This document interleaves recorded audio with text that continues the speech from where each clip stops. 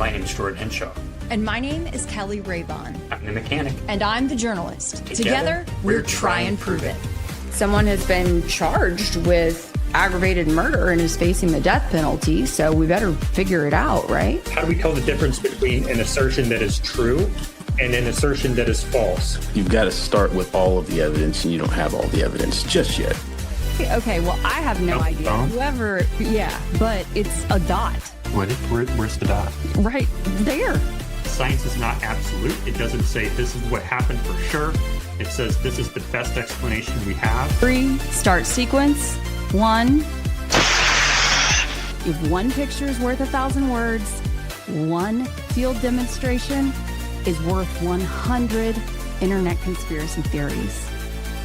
I'm gonna ask something at the risk of, being wrong, okay? But we're all just friends here. We're all just talking.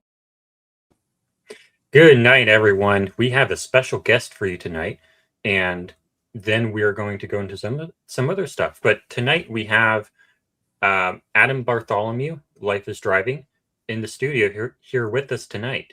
What we are doing is we're going to talk to him. We're going to interview him for a little while, and then we're going to walk through and comment on the video for a little while.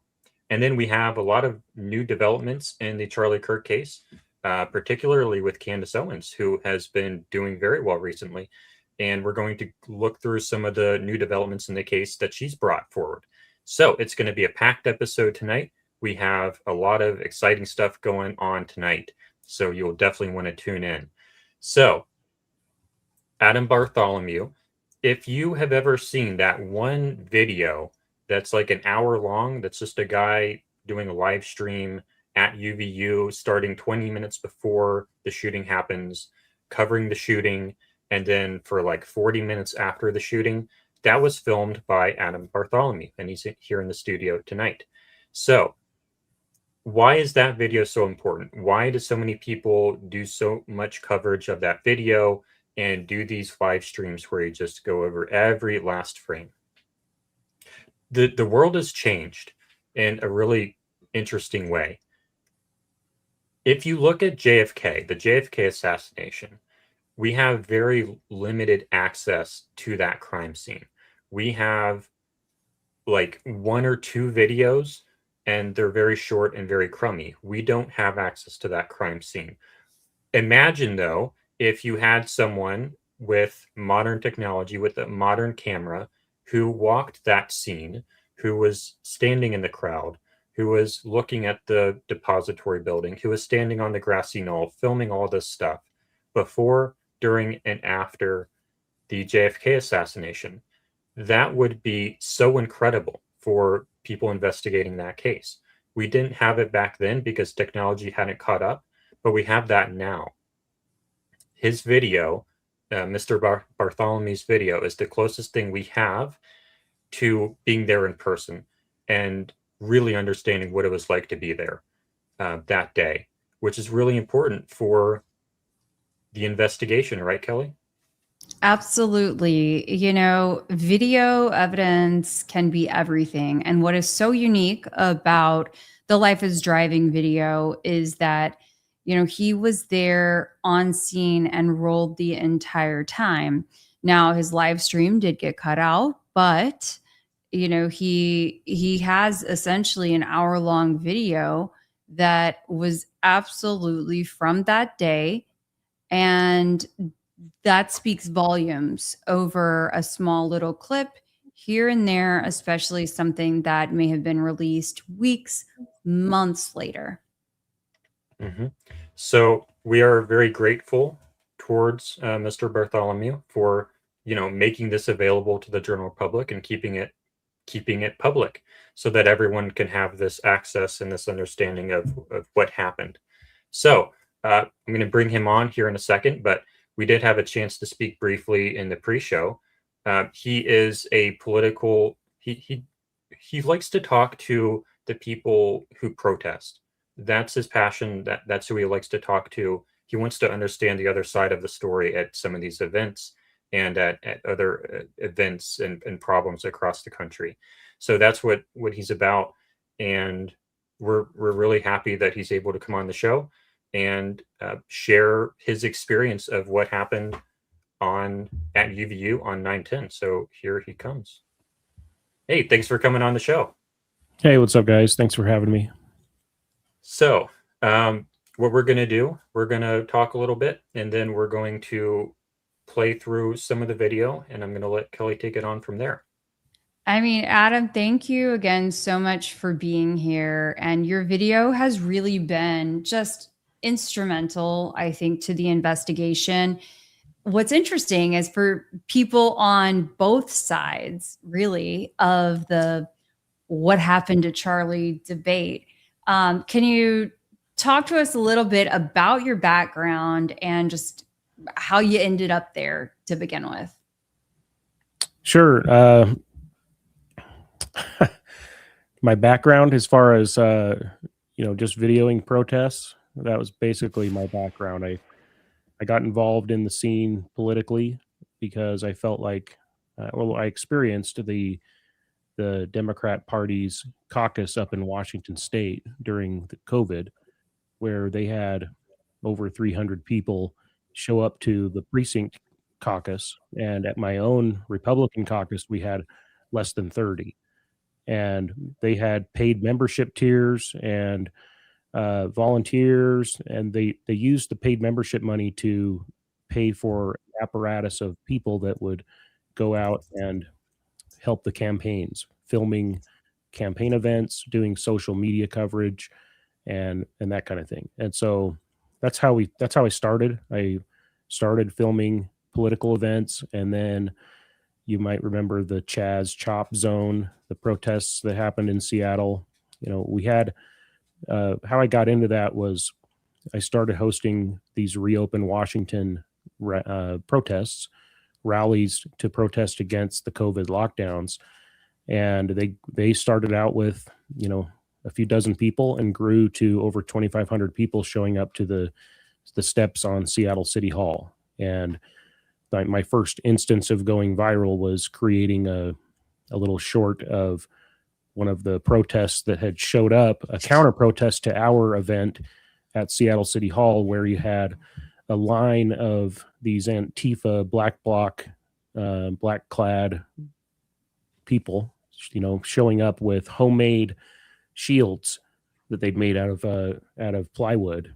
And I juxtaposed that with the line of guys from the movie 300, where they all have their shields and they all hold the line. And that was the first time that anything I ever did really went viral, was that little clip. And from there, I went on to film the Chaz Chop Zone when CNN came out and said that Fox News had faked a guy with an AR-15 guarding the entrance to the Chop Zone, and it was a very real person there. But what they had done was they had removed the background from him and placed him in front of a fiery background. You had fires burning at the Chop Zone, and you had guys with AR-15s guarding the entrances. They combined the two very real images.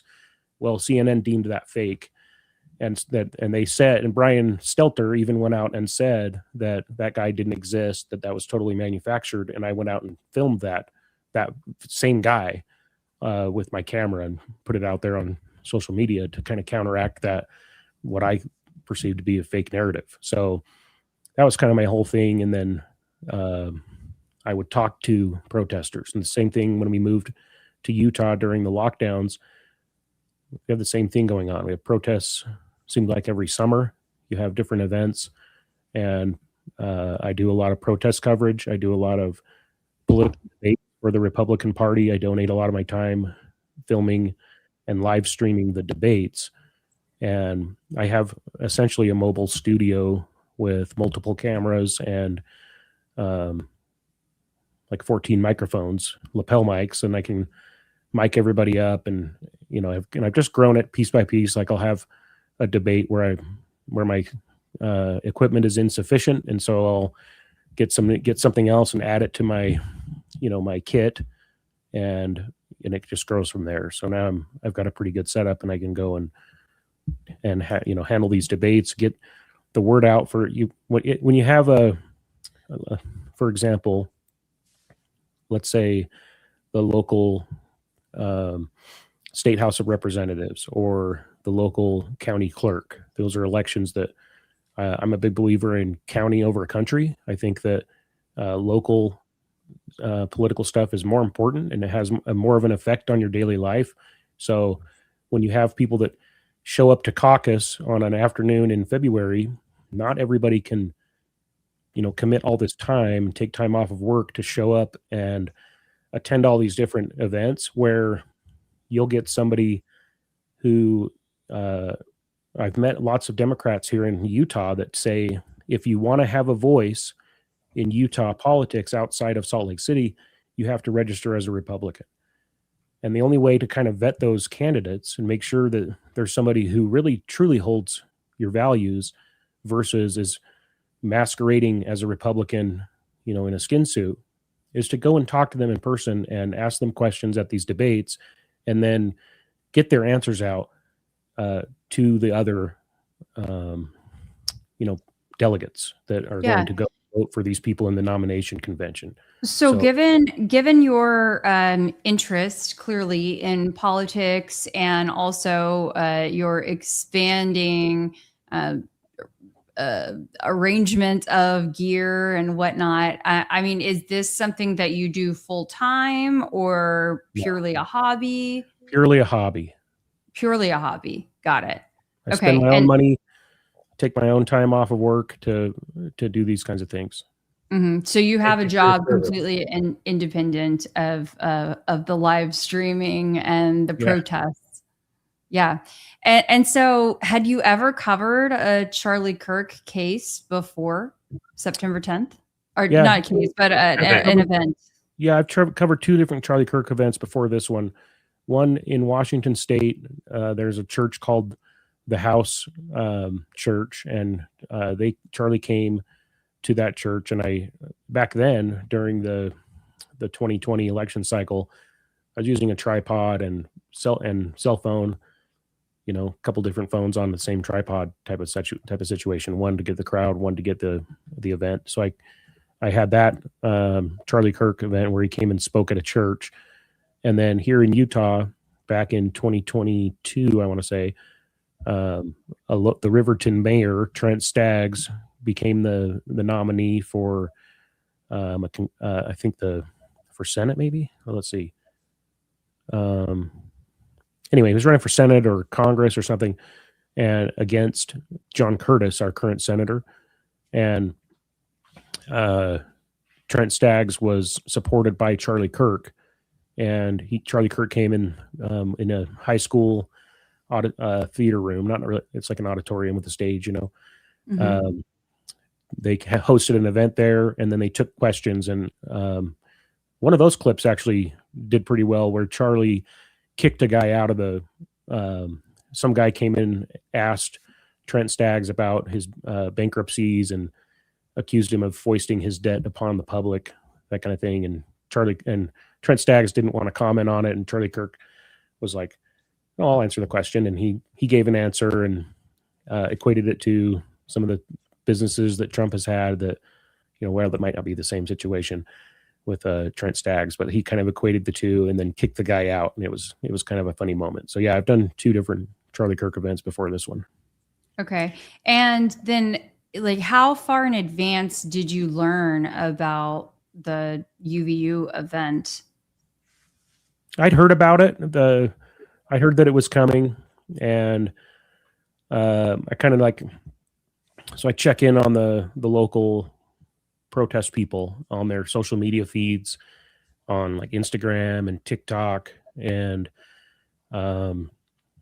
what used to be Twitter, and they have some Facebook groups as well. And so I check in on those to see when people are planning to protest. And I had checked in a couple of times, and I'd known that there was going to be protesters. So, and I think, I don't know the timeline. I think I have some screenshots from the weeks leading up to that event. I don't think the exact date or something was I can't remember exactly, but I knew a week in advance for sure that there was going to be a protest. So it wasn't like a long time in advance, because I recall that there was talk about, a protest, even a petition, right, on one side of the issue, and then a petition on the other side of the issue too. And frankly, like the protest side was pretty paltry. Like it was not a, a big turnout on the petition. And then I think, we can talk about it in a few minutes, but even the protesters that we saw, at least on camera, were, kind of so. Like, how would you classify the protesters that you saw on that day compared to what you've seen previously? Most of them were young kids. There wasn't a lot there. There's quite an organized movement of these of guys wearing black bloc and ski masks and stuff that show up to the No Kings stuff up in Salt Lake. I've covered multiples of those before and after the Charlie Kirk event. There wasn't a lot of those people there. There was mostly just young kids and, some of them with dyed hair, that kind of thing. But there was a fair amount of protesters that day, but not a gigantic turnout. And I have screenshots of and I think I saved some archives of that petition because it was removed after the fact, But yeah, that was definitely a thing. People were trying to prevent him from coming, and there was, their schedule had come out in, quite a bit in advance, I think, and so we knew for a few weeks that the first stop on his tour was going to be UVU, so they had plenty of time to do that sort of thing. Mm-hmm. Was it the turnout that you expected? Yeah, fair amount. I mean, the crowd was very large in support of Charlie Kirk, or, I think a lot of people maybe weren't there specifically, but to support him, but just there to, see what was going on. But Charlie Kirk definitely drew a crowd every time that I've been to cover him back in 2020, for example, at that church. They had their main church venue, and then there was a gigantic auditorium where they held like dances and socials and stuff. That thing was they moved it from the main church area into the auditorium, and then it was totally packed to the gills, and there was people standing outside that, it was standing room only inside. I didn't show up early to that, and it was standing room only. There was a ton of people there. So even back in 2020, he was drawing a big crowd. Do you remember anything about the security at that event in 2020? There was Proud Boys that were routinely security for the church, and they were there that day as well. Mm-hmm. So just some from Proud Boys, you said? Yeah, Proud Boys did security for the church every Sunday because that church had refused to close down. Jay Inslee, the governor at the time, had ordered all churches to close down for COVID, and that church specifically refused to.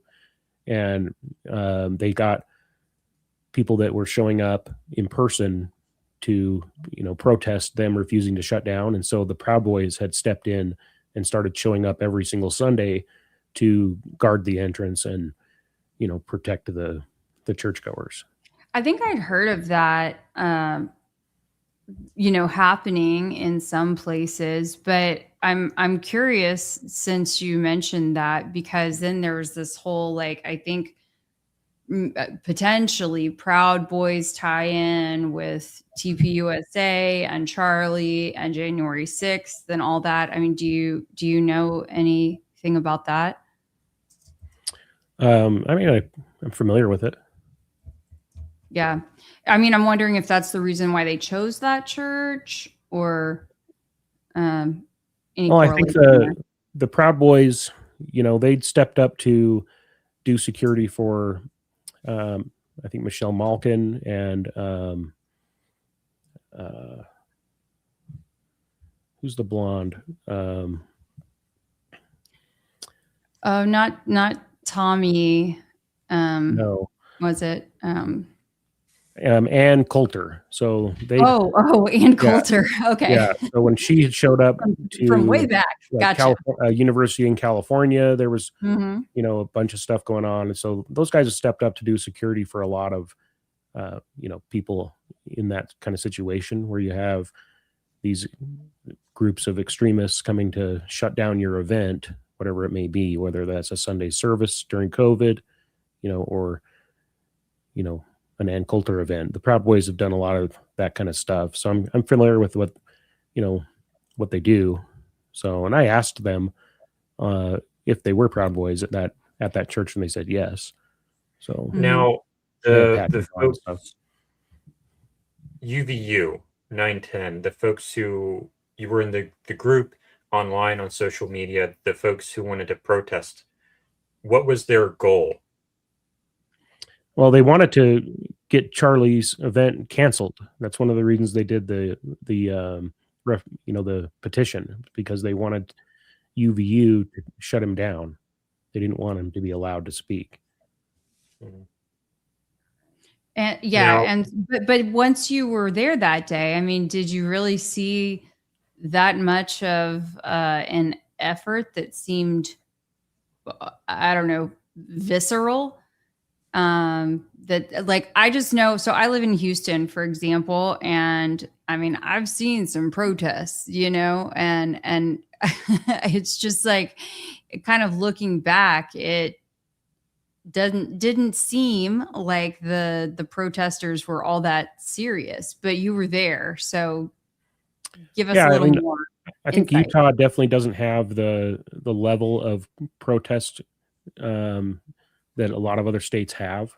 They had a good turnout at the No Kings rallies, both of them, the one before and the one after. So they can definitely turn out a crowd in Salt Lake City. But Orem, is 30, 40 minutes south of Salt Lake City, and Utah County is a Republican stronghold. So it's not the largest scene, in my opinion. Definitely not. It's definitely not like doing an event somewhere in Seattle or something. So, or Berkeley, California. So, I think that's probably one of the reasons that security was so lax at UVU, was because they kind of had a familiar. They probably had similar people show up to his events, and weren't expecting much. I don't think anybody was expecting much that day. Mm-hmm. What did you notice about the security that day? I didn't notice security at all. There was the No Kings rally that was a few weeks before that, or a month and a half before that event. One of the No Kings security people shot a fellow protester, a guy that was showing up to do Second Amendment protest. He was open carrying an AR, and one of the security guys saw him kind of entering the protest area and took him to be somebody that's going to commit a mass shooting. He wasn't. He was a fellow protester on the same side of the aisle as them that had showed up to multiple protests with his gun and doing the open carry thing, kind of march in support to defend the protesters. And so it was really a mix-up. They shot him and killed another protester. So a third guy that was just there to protest got killed that day. And so while I was walking into the Charlie Kirk event, I was carrying all my gear, and I was walking through I entered the same way that I had entered in April of that year for the Republican convention at UVU. The state convention was there, and there was mass security at the state convention. We had to go through metal detectors, and somebody checked every piece of my equipment. They opened up the SD card slot on my camera. I mean, they checked everything. And going into the Charlie Kirk event, I was walking alongside some girl, some student, a college student, who was not in class that day, but she had come to campus just to see Charlie Kirk. And we were chatting about how, and I had mentioned, I'd come up these stairs the last time I was here, and there was metal detectors, and we said, oh yeah, there was the last event I was at was the No Kings rally, and there was a shooting. And I had said, I hope there's nothing like that here. But we had both remarked on how there was no security. I was able to walk in, with my black bag, tactical looking bag, and with tripods sticking out of the top, like the guy from Ninja Turtles with the hockey sticks, like. So I had all my gear poking out, and I was carrying stuff, and I started yarding stuff out of my bag in the middle of the crowd, and there was no security. So I started my TV career as a we called it one-man band. So I understand that the gear, the backpack, the hands full of all the things all too well. So when you were going to actually, sorry, let me ask this too. Did you have to sign up ahead of time online, like get a ticket? I think there was, let me think about this. No, we had to sign up for I think we signed up for the Trent Staggs one, but there was nobody checking tickets. But at this one, I don't think there was. There might have been a sign up thing. I think I might have heard that from somebody, but I don't think I signed up for anything. I just showed up. Yeah. I mean, ultimately they didn't check tickets anyway, but I've spoken to several people who said that's right. They had a sign up deal, but nobody got checked. Mm-hmm. Okay. Thank you. And so what kind of information did you have to provide in that? Just your name, first, last name? Let me see if I have an email from that registration here. Give me 1 second. Yeah, of course. And for those who are joining us in the last few minutes, we are talking to Adam Bartholomew he is from Utah. He is, among other things, a videographer, very involved in recording political events, and his handle on YouTube is Life is Driving. He's the one who recorded the live stream and ultimately about an hour-long video from UVU on September 10th. Which is a gold mine of information on the case that we very much appreciate.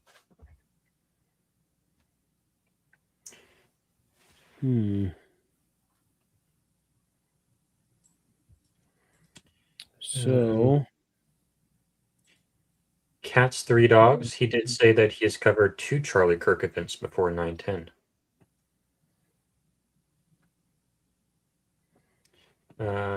K. Annie Clash says certainly the protesters didn't seem aggressive from his footage. I would agree with that. While we wait on that, I'd have to do a little digging in here. I apologize. You're fine. Recall off the top of my head, but I'm just going to read some comments here while we wait. Tammy says, Sarah Saba has donated to my reconstruction fund. Thank you so much. Were you able to find it? No, they're not sorted by date, so that's okay. I mean, maybe there's a lot of TPUSA stuff when I search in my email, so I'll have to do a little digging. But I did register for the event I did find an email registration for the event at Utah State University that they still held after the fact, the one that the governor was at, but so it's probably in there somewhere. But I think it was just like sign up with your name and that kind of thing. It was more of a collecting your email and contact information than anything. If I remember right. And that's what I've continued to see as they've had the TPUSA Faith events and things like that. They request that you sign up in advance, but they're asking first name, last name, and email address, probably phone number too, so they can cover all the bases. But okay, that's helpful. Thank you. And so when you did arrive on scene that day, like what was your main goal for the live stream? Before anything else had happened? My main goal was to interview the protesters. So my wife and son, I wasn't even going to go to that event. My son asked if I would check him out of school so that he could attend. And I was aware of the event. So I thought, you know what? I had actually, in June of that year, we had gone on a backpacking trip with the Boy Scouts, and on the return trip, they were, sharing games and doing whatever they do in the back of the car. And I was listening to like a Mark Dice or something, and he was criticizing Charlie Kirk for something or other. And the scouts didn't care about the criticism. They just lit up when they heard Charlie Kirk. And one of the kids said, "Oh, I love Charlie Kirk." And so when my son, I wasn't surprised because of that. That kind of stuck with me. And because of that, I wasn't surprised when he asked if I would check him out and allow him to go to this event instead of going to school that day. And so I thought, okay, he can go, and then I'll go and film the protesters. So it was kind of like a win-win for me. And a lot of people ask, why wasn't I down there filming Charlie Kirk? And that was because when you show up, you could see all the gigantic cameras. There was plenty of people filming Charlie Kirk. I wasn't really there to film Charlie Kirk. The Trent Staggs event that I had filmed before that, when Charlie Kirk came to town to stump for the Senate candidate, I filmed that event because it was a candidate kind of a thing, So back in 2020, when he showed up to that church, I went and filmed that event. It was kind of a unique event with refusing the lockdown.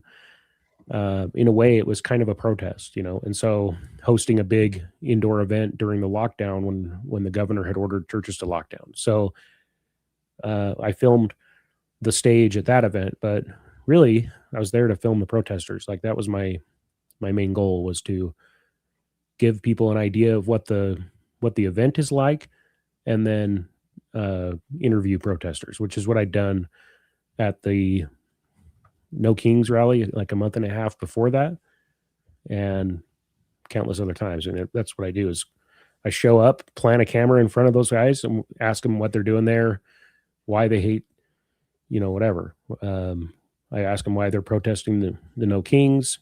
I ask them questions, kind of like follow up their statements, prod them to try and get an understanding of what they're doing and how they're thinking about things. And I also think it's fascinating the one-sided narratives, news narratives that people believe when it drives them to show up to these things, things specifically like about Donald Trump, that kind of stuff for the No Kings rallies, things about Charlie Kirk for that event. If you watch the interview, like, I'm asking them why they're there, talking to them about their answers that they give me, like I'm there to interview the protesters.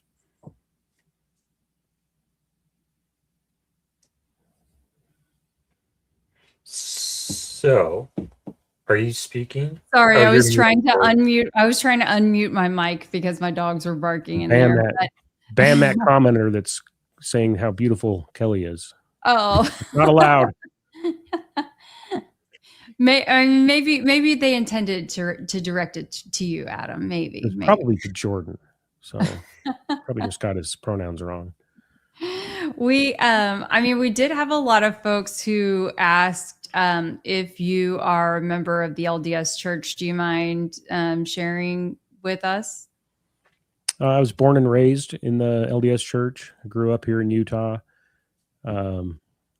My wife is not from the faith, so I did convert her, and but we attend a local Christian church here. We attended that church that I was telling you about in Washington, the house.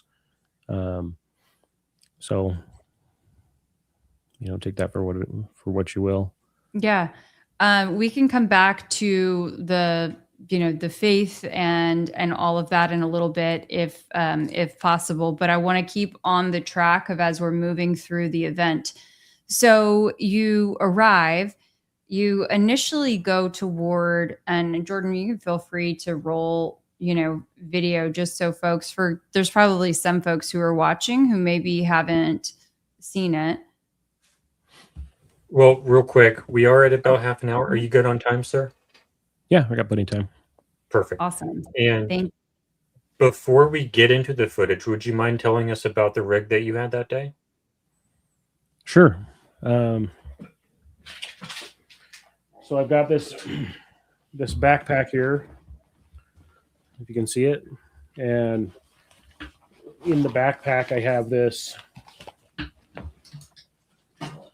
setup, which is this is a Verizon hotspot and a router, and then I had some more cables coming off the router that time, so I'm using the equipment right now, but there's an app called Speedify that will bond all the internet connections. And so I have my tablet and cell phone and the hotspot that day. I had 3 internet connections, and everything was hardwired together with an Ethernet switcher.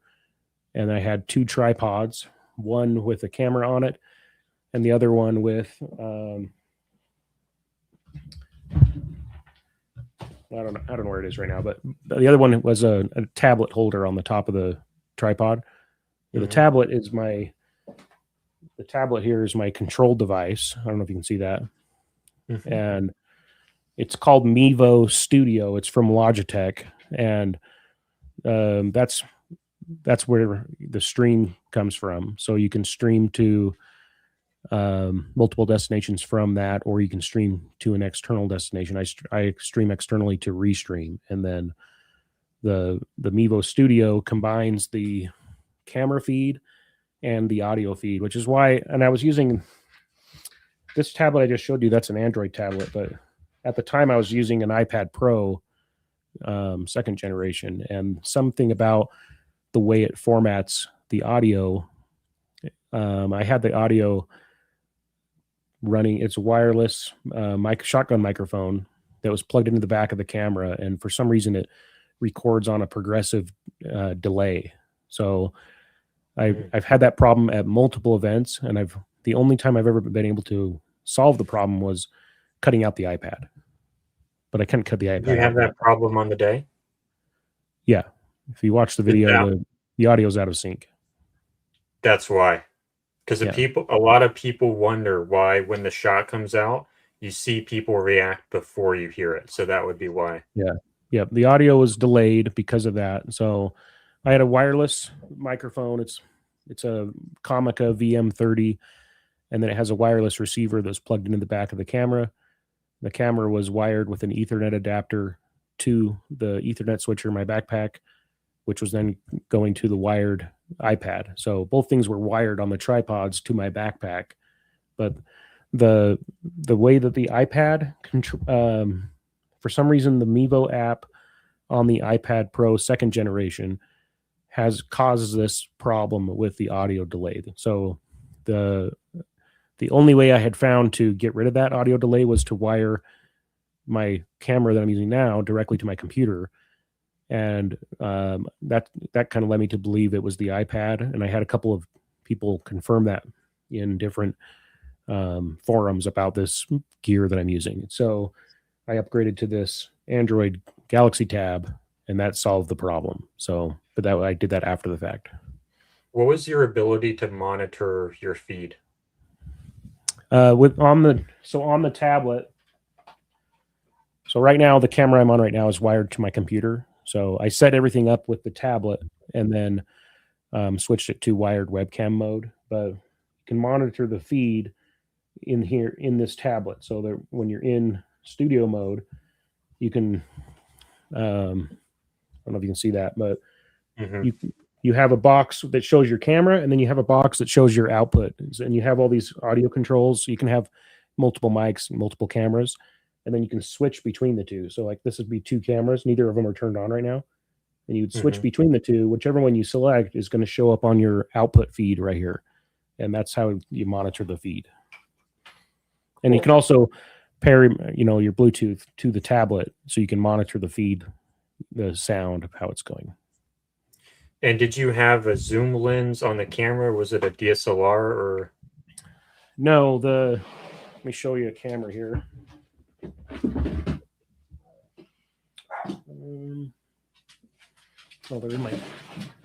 They're They're in my bag, actually.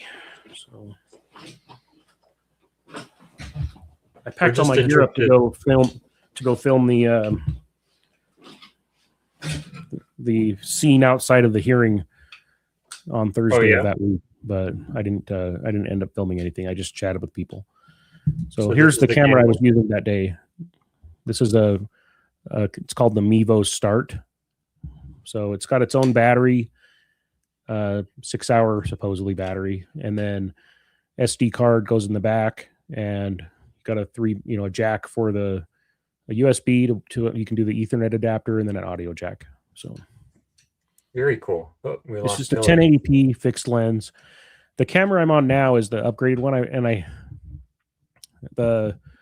These ones you can get for like $250 brand new, and they're just all in one piece. The one you're seeing me on right now it's a $1,000 camera.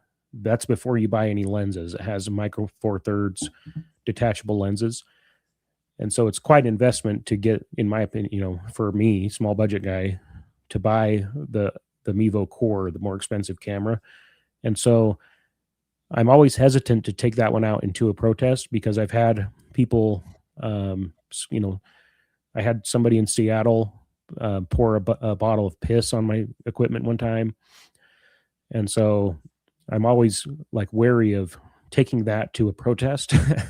So in retrospect, I wish I had taken the nicer camera that day, because it has a nice, Panasonic lens on it. But it's good for big events, like in an auditorium where I'm far back in the media area, and I can zoom in with the telephoto lens and get the stage really close. This one, I can zoom in on the tablet. I can do the pinch to zoom on the screen and zoom in on it, but it doesn't have a actual zoom lens, So, but this one's a little more like somebody could break the lens off. It's just so much, you could easily get damaged on the more expensive camera. So that day I was using this one just because I have 3 of them, and it's a little more durable. And if somebody were to dump a bottle of piss on it, I wouldn't be as concerned as I would with the other one, So. Mm-hmm. So Kelly, where did you want me to go in the footage? So you can just go ahead and start somewhere. That's fine right there. I just wanted to kind of let it play while we're chatting. But Adam, if you could tell me, I apologize, I had to step away because my dogs were barking. But was the amount of delay that you experienced in the audio, was it like a consistent static delay, or did it vary? I'm sure you've gone back and looked at that. So I've several events that I've filmed where I go back later and sync up the audio. It's really weird. On a normal audio track, you can separate the audio track from the video file in a video software, and then just drag the audio to meet the video, right? But in this case, it's not like consistent. So it seems like it gets worse and worse. So when I sync up the audio, if I sync up the first 5 minutes of an audio track, then 10 minutes down the line, it's off sync again, and I'll have to cut it and splice it and sync it up. So it's a really painstaking to when I would do debates with the audio delay, because then I'd have to spend all this time syncing up every 5 or 10 minutes of footage, So I don't know exactly the technical glitch that's inside the iPad. Somebody explained it to me with some long, multiple paragraph thing and what was causing it. But at the end of the day, it was just specific to this model of iPad. And it was more cost effective for me to get an Android tablet than a better iPad. So.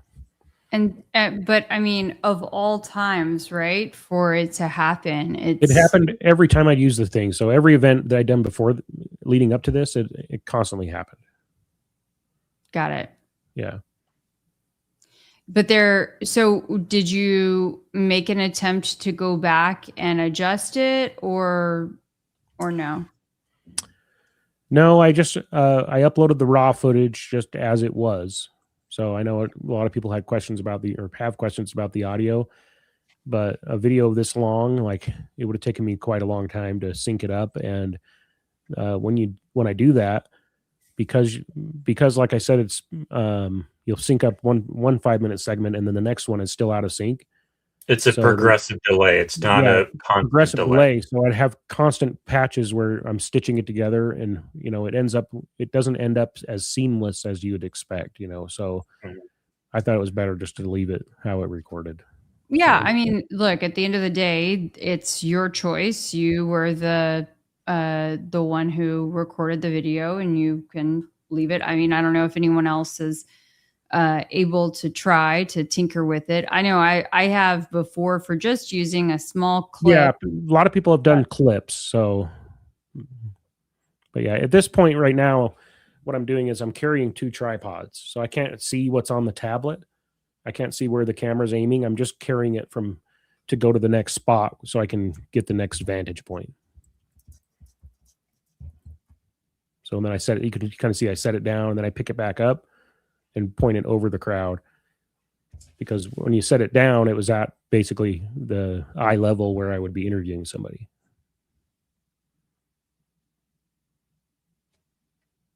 So I just wanted to give, viewers an idea of how big the event was here. You can see that line of protesters on the other side. Mm-hmm. So, Adam, I'm going to be candid with you here. There are folks that have said, man, like he doesn't zoom in to Charlie. Charlie's the main event, and Charlie's walking in and we're bouncing all over the place and not framed up and all of these things. So can you help us understand? Yeah, like, walk that video back a little bit if you would, Jordan. Okay, right where I walk up to that group and I set it down before I lift it up. Go to that point. Go to which point? I walk up to the group and then I set the camera down before I lift it up to pan over the crowd. So go forward to where we just were. So, and then let it play for a second. So I set it down and then I pick it up again. So go back just a teensy bit. So I set it down right there. Okay, stop. So that's as close as I could get to the railing right there. So the group was so tight that I would be muscling through, pardon me. And for a couple things, I was only at that spot. My tripod, if you saw right before this second, when I set it down, it was basically at eye level. So you couldn't see what we were looking at, what everybody was on the balcony looking at, which was the crowd and Charlie Kirk, right? So I either have to move forward to the railing, and it's about 10 people deep, or I'm just going to, the reason I went over to this spot was so I can get a good shot of the crowd size for the live stream. So, and like I said, I was not there to film Charlie Kirk. There were plenty of TPUSA cameras to film Charlie Kirk. I was there to film the protesters. And when I first set my stream up, I was like, okay, I'll, just like you guys did with your intro where you let it play for 4 minutes to get people in the room. I'm like, I'll spend a few minutes going around to give people an idea of what it's like, how big the crowd is, that kind of thing. And so I've got my camera on this tripod set up to eye level. And then I've got another tripod with my tablet.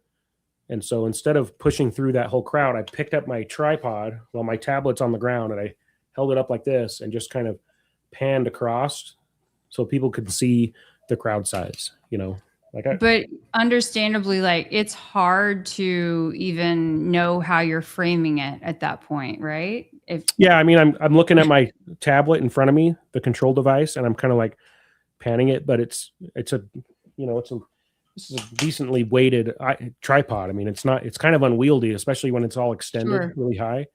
Okay. So, I'm not,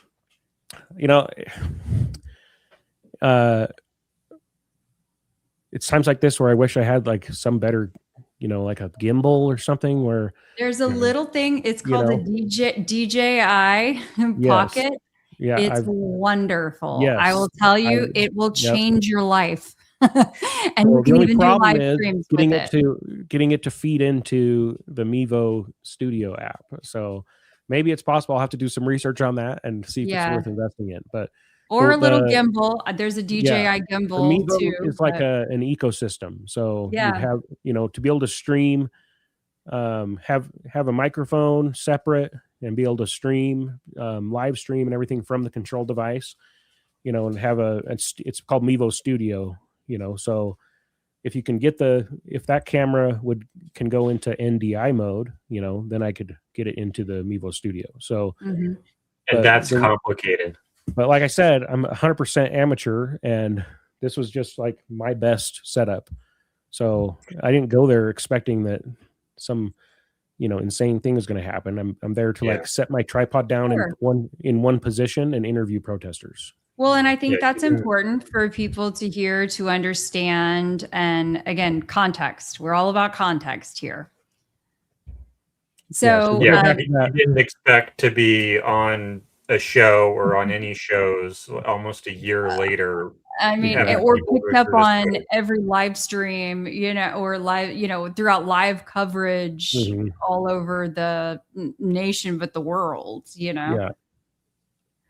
So, okay. So you're over initially on the side that seems to be pro-ish Charlie. Correct.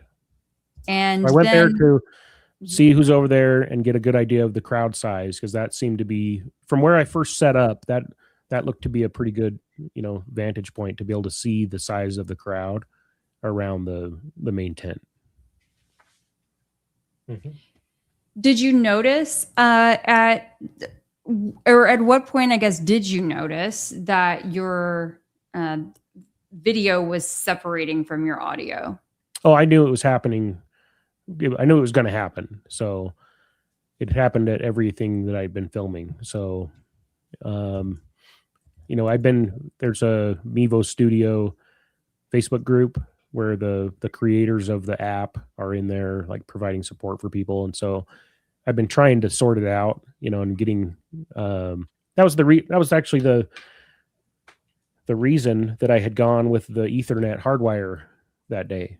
Because the system is set up to be able to do everything wireless. So you can have your camera on a tripod and your tablet, and everything is wirelessly connected. The camera can act as its own hotspot, or you connect to a hotspot like the one I have. So it's all intended to be a wireless system. And I had added I had actually ordered the little these little guys, Ethernet to USB-C adapters. I'd ordered them specifically for the No Kings event and this one, because my thought is that if I could hardwire the Ethernet connection between the camera and the control device, then I would be able to circumvent the audio delay. But it didn't work, because as I found out after the fact, the iPad was the source of the delay, not the internet, not the wireless or wired connection. So I was hoping that the wired connection would be better to avoid that, but in practice, it just didn't work out. We had a question about this yesterday, the multiple phones thing.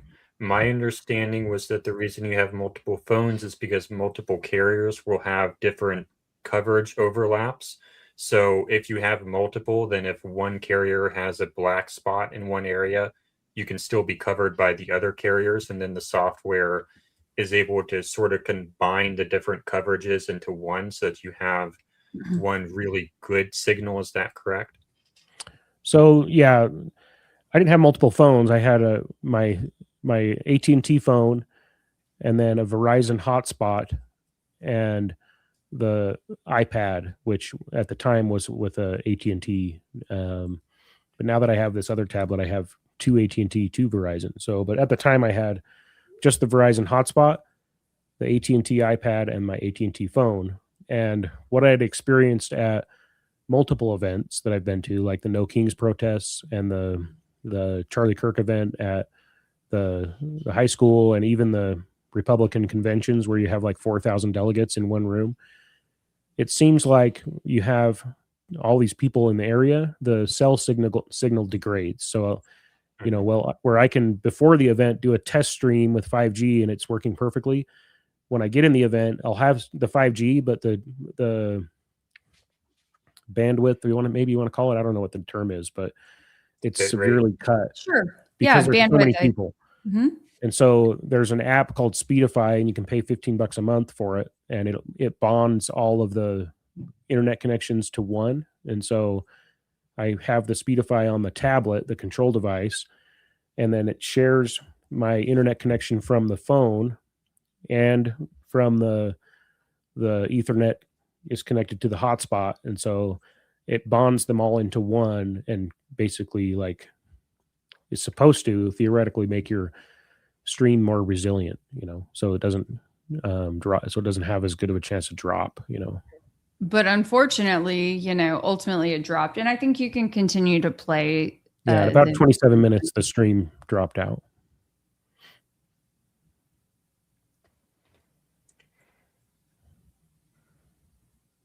Where are you playing this from? YouTube or what? This is downloaded. This is a video editor. It allows me to zoom in as much as I want and pan around and do all these sorts of things. But this is downloaded. There we go. Yeah, now it looks like it's caught up a little bit, because for a second there it was looking a little choppy, but I think it's smoother now. Yeah, as long as you're playing it. What was going on in this moment here? So I think this was just, you can see the level my tripod is at. So I'd set the tripod on the ground, and which is why I was lifting it up a moment earlier. It was just because, you know, there's a bunch of people that are taller than my tripod. You can't see much when you're behind someone's head. So I'm basically looking at I just got panned around, got some coverage, and then I'm probably looking at my tablet, like, what am I going to do next, you know? So maybe I'm talking, there's people talking all the time. So, people come up and talk at me, you know, ask me who I'm with, what I'm doing, that kind of thing.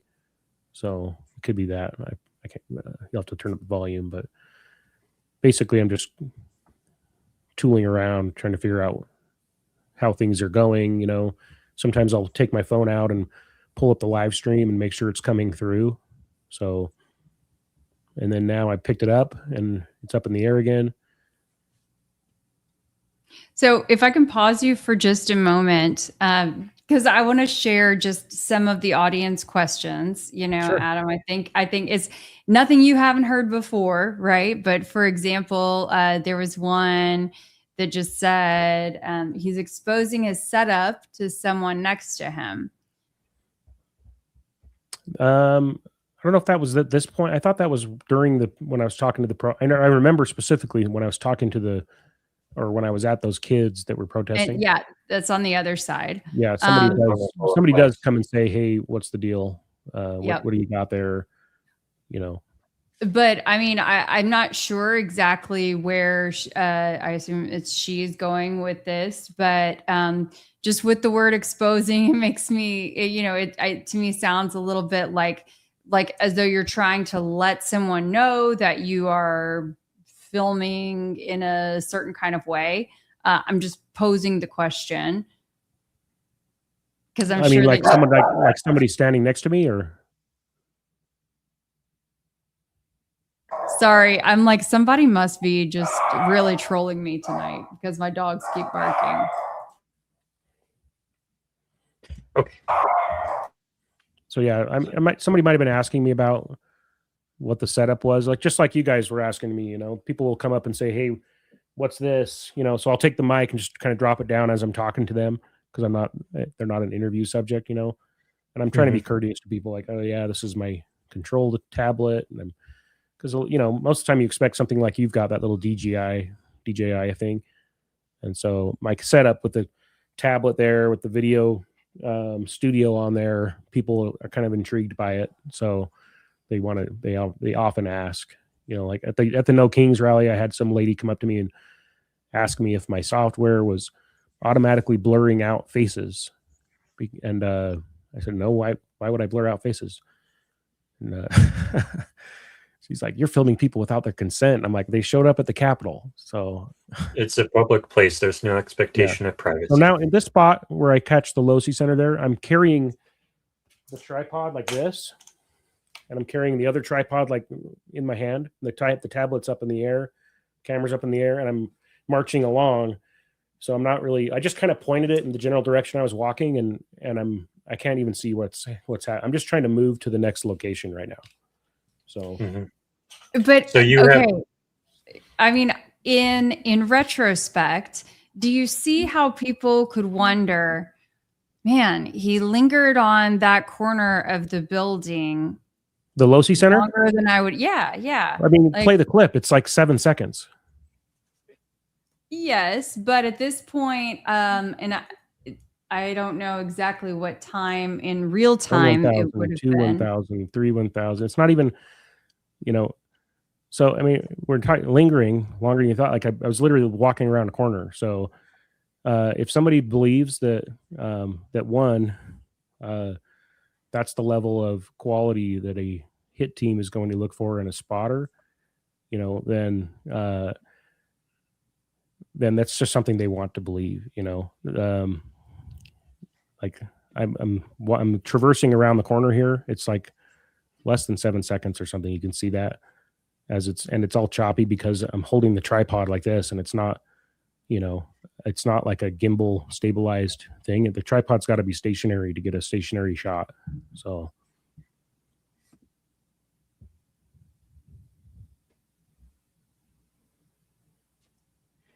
I'm going to stop here, look back.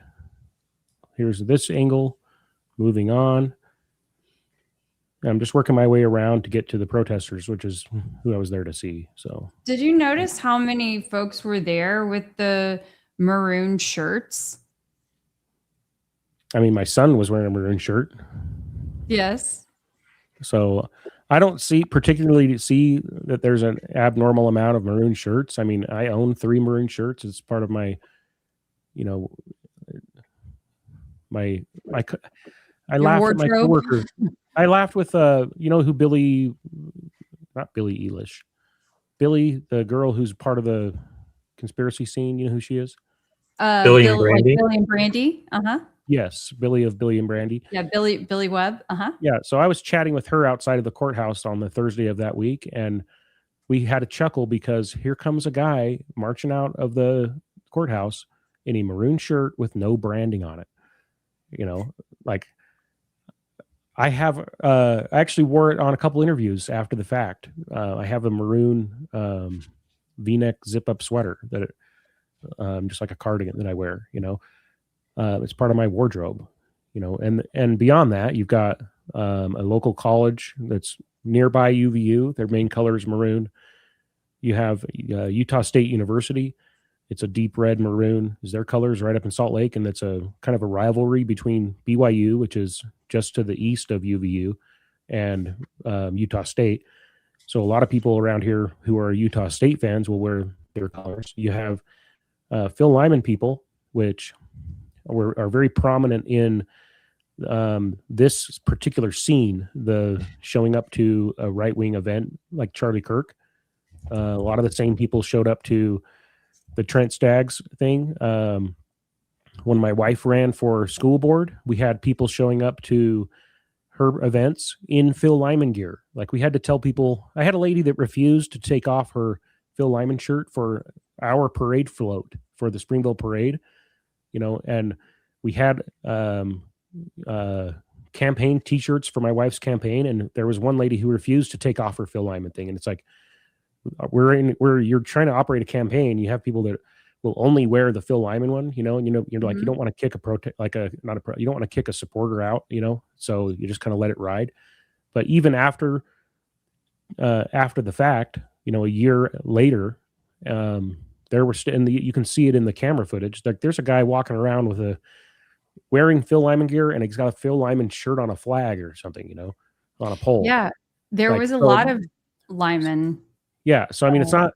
To me, there is not an abnormal amount of maroon by any stretch. I think you can take any if Tyler Robinson had been wearing a green shirt that day, everybody in the Candace sphere would be talking about how many people are wearing green shirts, So that's the reality of the situation. Maybe if it was turquoise, maroon is like, it's not red, it's not brown, it's maroon. It's a good fall color. So yeah.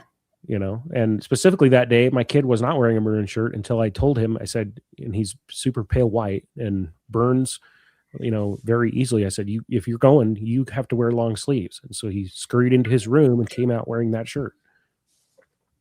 With, was it a long sleeve shirt or was it a short sleeve shirt? It was long sleeve. Okay. And he was wearing a dark hat and, he was wearing a hat that has the, and the short short thing. It's the fellas chop shop, which is a haircut thing. I told him, wear long sleeves and a hat. Like, I don't want you getting sunburned because I checked you out of school that day. Kelly, it's hot out there. Oh, trust me. I know. I experienced it firsthand a couple of weeks ago. And when you're in just a place, even though there's nice grass and trees, I mean, there's a whole lot of concrete too. And with the elevation and the sun and yeah, it's intense, no doubt about it. There were some folks still just kind of hung up on the maroon topic in the chat. And so they were saying, well, if it was to represent another school or, Lyman, things like that, wouldn't their shirts have said, well, that's the thing. It's kind like of logo? Some people I'm just guessing here, maybe people pick maroon because it goes along with whatever they think, or they just like, like for me, the reason that I have a maroon cardigan is because my wife thinks it's a good fall color. So, like, who knows why people pick what they pick? Why was the guy at the courthouse, that Billy and I saw wearing a plain maroon shirt with no branding and not even in the fall? I don't know. Could have been intentional. Well, it could have been intentional. Yeah. But could have been a little wink and a nod. It was between it was during the hearing, so he wasn't like coming out of it. He was just like some random dude at the courthouse. So yeah, I hear ya. Okay, there was. I want to also, before we proceed too much further, want to say thank you so much. We have a super chat that I would like to acknowledge. Just Common Sense, sing it. Thank you so much. We so appreciate you. So. Our question was it difficult to find parking? Do you mind telling us about your parking experience? Yeah, parking was pretty packed. There's a big parking lot on the north side of the UVU campus, and there's a smaller one on the south side, and the smaller one was all packed up. So I went around to the other side, and I had to park all the way out in the end of the parking lot. I had quite a hike to get into the building. So it was that this says decided to crash.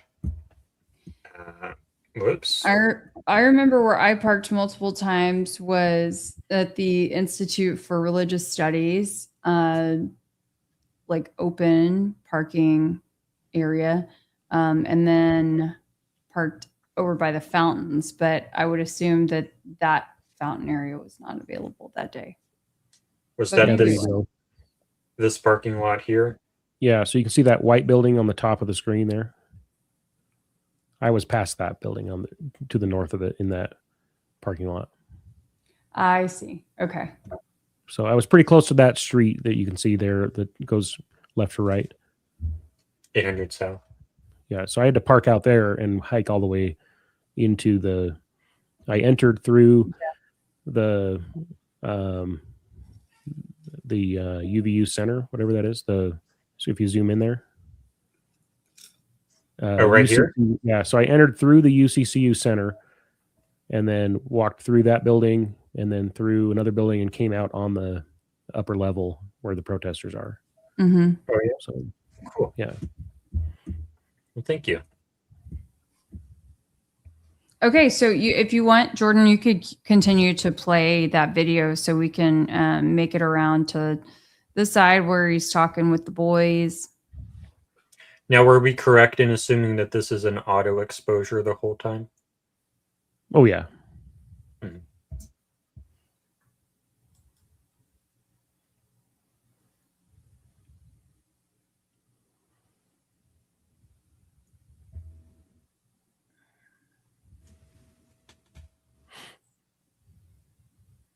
What were you thinking as you were shooting this spot?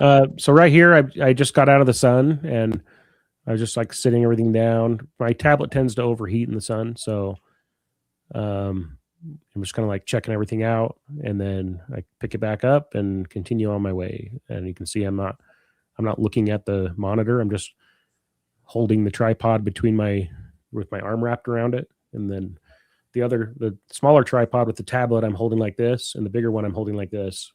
So, and then I'm Do like you tend to trying. get a lot of engagement on these streams, or do you have anyone in your ear telling you what maybe chat comments are saying or anything like that?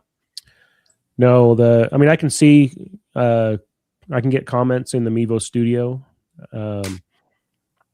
So that's if I stream through the Mevo app. But what I was doing was I was streaming to Restream from the Mevo app with the RTMP settings. So, which that's a sacrifice. If I stream, I got to pay extra for the Mevo app to stream to multiple destinations. But Main Street Media, the volunteer group that I'm with, kmmu.org, they pay for a premier Restream deal. So what I do is I go in and set up the stream in advance and get the RTMP settings, and that sets it up so it can stream to my page on YouTube, KMMU's page on YouTube, my page on Twitter, KMMU's page on Twitter, and my Facebook pages, all at the same time. And so the sacrifice is that I lose the comments. So I could see the comments if I was paying for the deal in Mevo, but I just decided it wasn't. So what I'll do is when I'm talking to people, I'll pull my phone out and I'll look. I can't see comments from everybody's page, but I'll just go to like my page and see some comments. And so sometimes I'll get viewer comments where I see them on there, and then I'll be like, okay, I got a question from somebody. So that's kind of how I've been just kind of winging it. It just seems like a lot of effort to go to, when you're not able to maximize. Okay, Jordan, if you could turn the audio on for this, because we don't hear any of the audio yet. But yeah, a lot of effort to go to not be able to really maximize your potential, but also, the viewer engagement, comment engagement would be nice. That's something I've thought about. When I set up the RTMP settings on my iPad for the Restream, I can go in there and see all the comments combined, but then if you go out of that's the other nice thing about the Android tablet is that I can exit the Mevo Studio and it doesn't kill the stream. On the iPad, if you exit the Mevo Studio, it kills the stream. And so there's a way to like get everything on the screen at once, but it ends up being really small. So, it'd be nice, but I just didn't, especially, I don't have a monetized account. At least I didn't at the time. So I didn't really think it was, I can hear what you're saying, but to me, it wasn't really like that important. So it's not like I'm getting paid super chats and that kind of thing. So if there is some significant engagement, I'll look at it and bring it up it's better when I'm in like the last Charlie Kirk event I did, which was in a theater room, a theater hall, where it's on a stage and I've got everything laid out in front of me on a media table, and so when I have that set up, I can see all the comments and do all that kind of stuff. But when you're out doing a one-on-one with people, and so like the county clerk debate that I did, I was in the media area and I was able to get comments, and then I would grab my camera and go up and talk to the candidates after the fact and be like, hey, I got this question from a viewer. I got that question from a viewer type of thing. And so that's kind of what I've done, but it's not like, Yeah, it's really hard when you don't have someone in your ear and when you don't have the table set up, when you're just running and gunning it. It's really hard. Yeah, I'm just trying to do my best to get people on the record. So Now, when you get to these kids up here, pretty much immediately someone comes up to you and starts talking shop for what seems like 20 minutes. What's going through your head when that happens? I'm like, dude, I'm trying to be polite, you know. I'm like, I finally make it around to these interesting looking characters, and you know, somebody comes up and wants to talk about my gear, and I'm happy to do it. But you know, people are And the interested reason in. the reason they keep doing that is because it's not just one little itty bitty camera. You have the Yeah. whole rig that Yeah. looks like really interesting. So that's why people keep coming up. Correct. Yeah. But at the same time, like, why did you not just tell them, hey, I appreciate it, but I'm in the middle of a live stream right now? I don't know. Maybe, I mean, in my mind, I'm like, this event's going to go on for the next hour, hour and a half, 2 hours, whatever. And I've got tons of time to get footage, you know? So like, I wasn't in a rush, and these guys weren't really going anywhere. So, you know. Okay. But, and then also when you walked up to these guys, there's no, and we can play this in just a moment, Jordan, but there's no one, I don't hear you ask them if they would like to interview with you, or what their names are, or if they go to UVU, or, you know, anything like that. I mean, I've been a TV journalist for 12 years and done other freelance work since. So like, I can't think of a time wherever I've just like walked up to someone random and just shoved a microphone in their face, you know? So help me understand where we're going with this. Well, I'm not a TV journalist like you. That's thing one. You know, I think it's fairly. But you've been obvious. doing this for years. Okay. Yeah.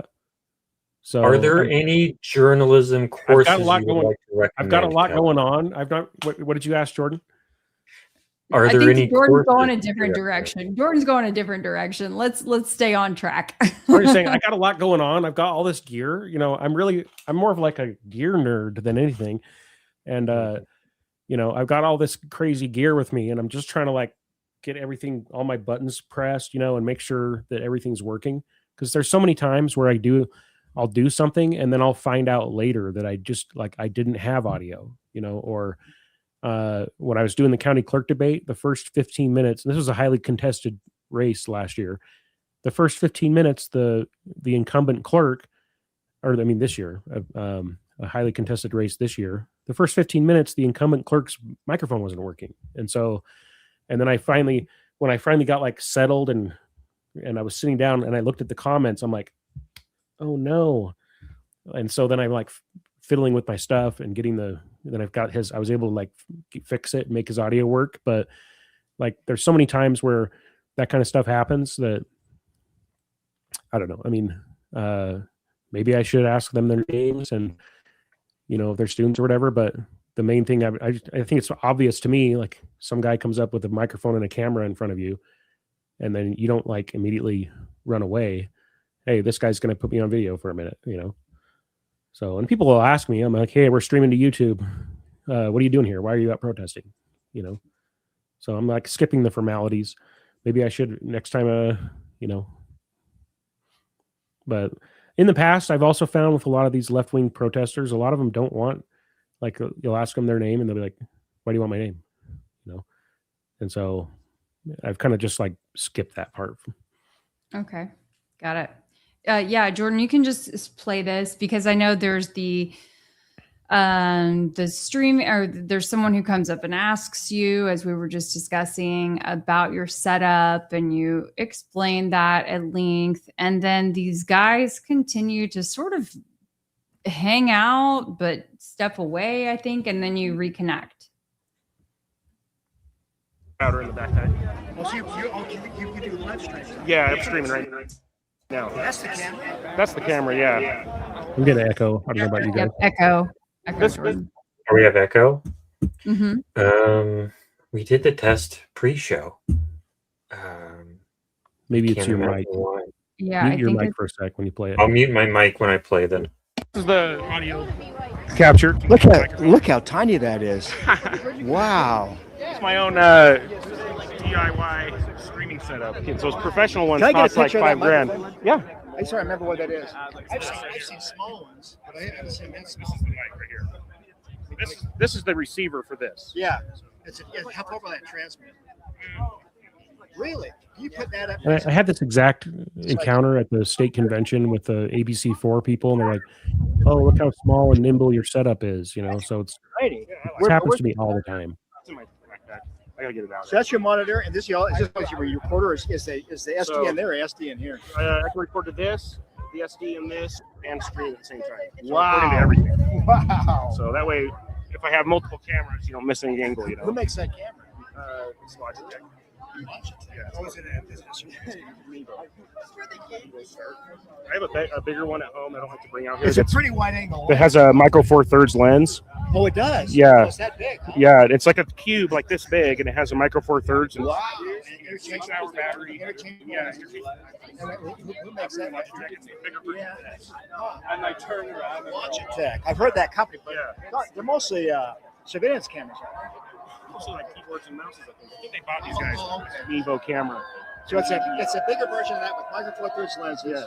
Yeah. I love that one. I don't want to bring it here. Yeah. You're doing interviews? Is that it? So you just hear I told that guy, I say, I love that camera. I didn't want to bring it out here. So, I mean, I think it's interesting. These guys I don't know. It's just weird because they're facing toward you, yet they are not engaged with the interview right now. That's why I went to them. They were just like a group of dudes hanging out, you know, with their little signs and stuff. So, do you see that though? I mean, it's almost as like they were waiting for you to walk up to them to ask them some questions, and the way they just like continue to linger. I mean, I know plenty of college kids who could not care less about dealing with some random adult, let alone if they're there to protest and, you know, maybe talk mess for a little while, right? Like they're not really that interested in saying their piece. well, I think I disagree. I think that maybe the reason they were hanging out waiting for me was because they're desperate to, you know, have their piece heard, you know? So like a lot of people will just dismiss them or yell back at them and, you know, call them names, that kind of thing. And I'm like, hey, what's going on? Tell me your story. Okay. We can keep playing, Jordan. Definitely get kicked. I mean, mostly. These guys are well, they're killing me. And I just kind of walked into their space. Like they were having their own like discussion. So I just kind of invaded their space, really. Yeah. There you go. Okay, have it. Hey, thanks, man. There we go. Now I can control it.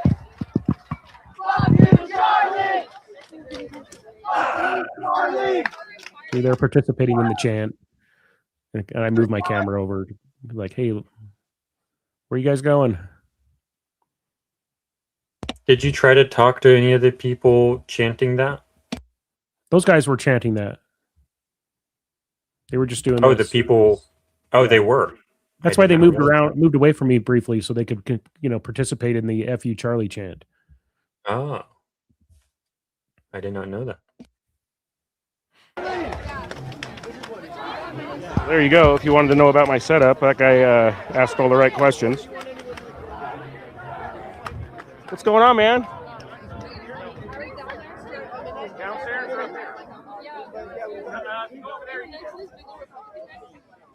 So hey, why don't you guys like Charlie Kirk?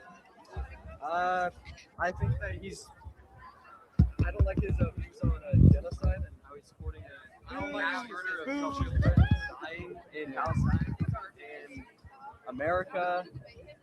I don't approve that he's condoning someone who's pushing the U.S. to become more authoritarian and is violating the Constitution every which way.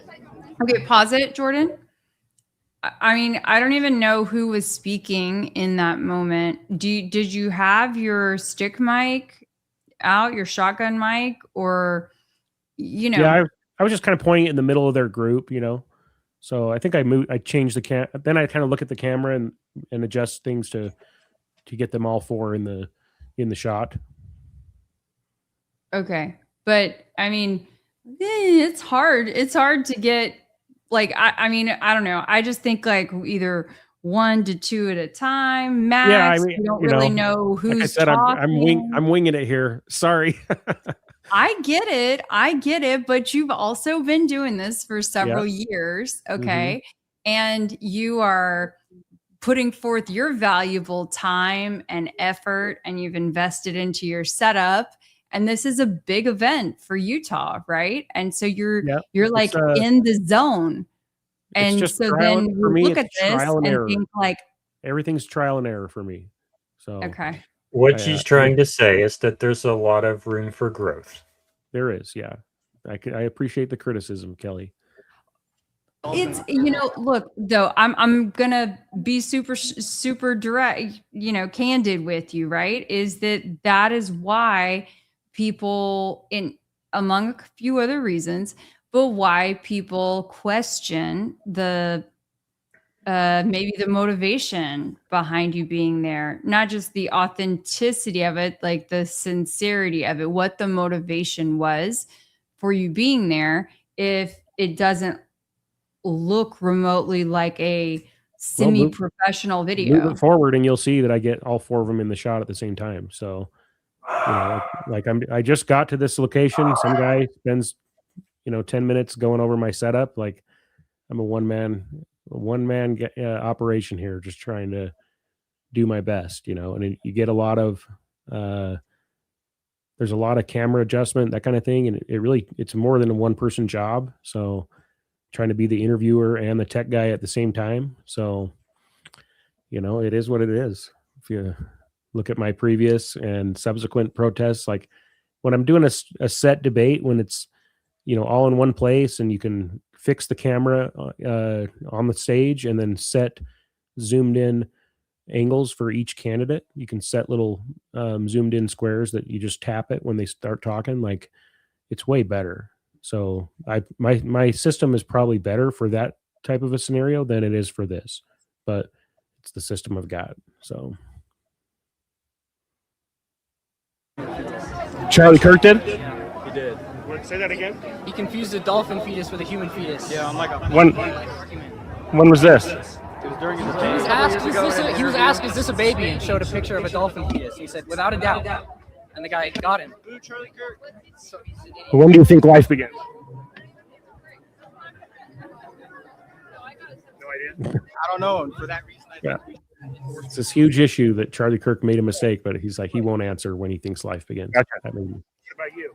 I agree with both of what they have said, and I think that believing that life believes. I call this guy Bedhead. I'm just gonna say it. He moved out of the shot.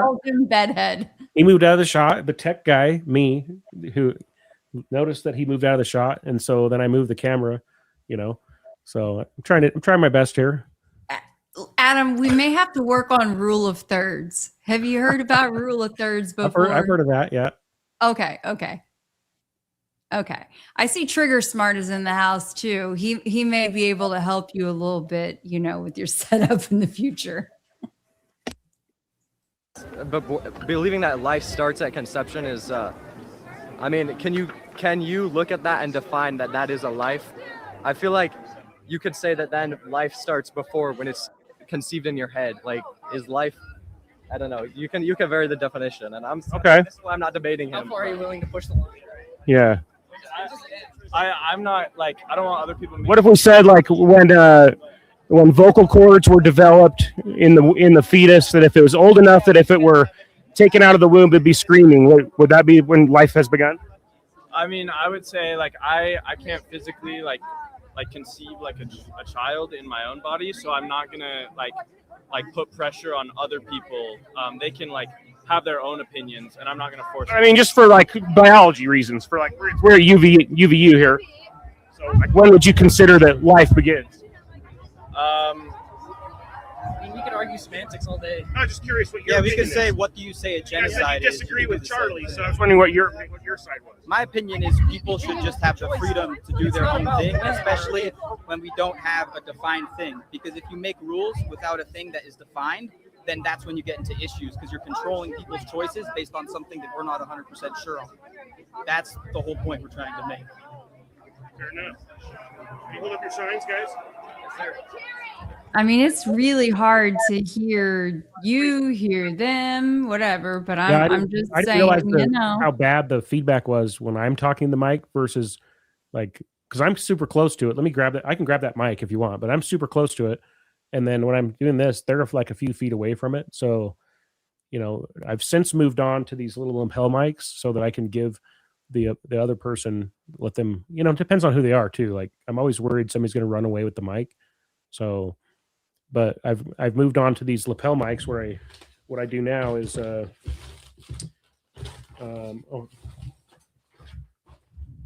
here it is. So I clip a lapel mic onto this thing, and then I have one on that I can wear on myself now because of this problem. Like I'm trying to evolve, Kelly. We're making progress. Hey. Trying to get up to your level. So I think Kelly appreciates that. just asking questions here, folks. Just asking questions. It's based on the recent Supreme Court decision to allow people to be deported purely based on skin color or even like a slight suspicion. Jordan, you're echoing again. Spanish. The Supreme Court said they could deport people based off their skin color? The Supreme Court said that this is grounds for like Yeah, it's reasonable suspicion, which this is means what I'm talking about. These guys believe in this kind of What stuff. was grounds for? Color of the skin? color of the skin, Speaking Spanish or speaking with the accent. I haven't heard this, so I'll have to look that up. This was like It was literally 2 days ago. Yeah. just 2 days ago. Okay, what's your sign say? My sign says "Free Palestine, love one another." Free Palestine. There's a genocide. What's that referencing to love one another? The love one another is referencing the Bible. It's referencing Jesus' teachings. I'm a Christian. I don't Can know. we pause it for a moment? Okay, Adam, look, I would be remiss if I did not say it. Did you think that those signs were very impressive? Come on now. I've seen much better signs at the No Kings rallies. I mean, it looks like maybe they picked up a piece of paper off of the ground and then It like, looks like it looks like borrowed they took somebody's some pen paper and- from the teacher's printer when he wasn't looking. That's what it looks like. Yeah, this is why it's hard to like really take these people seriously. Oh yeah, You know? there's nothing really serious about them. That's kind of comical about them being there, but that's why I find them so interesting.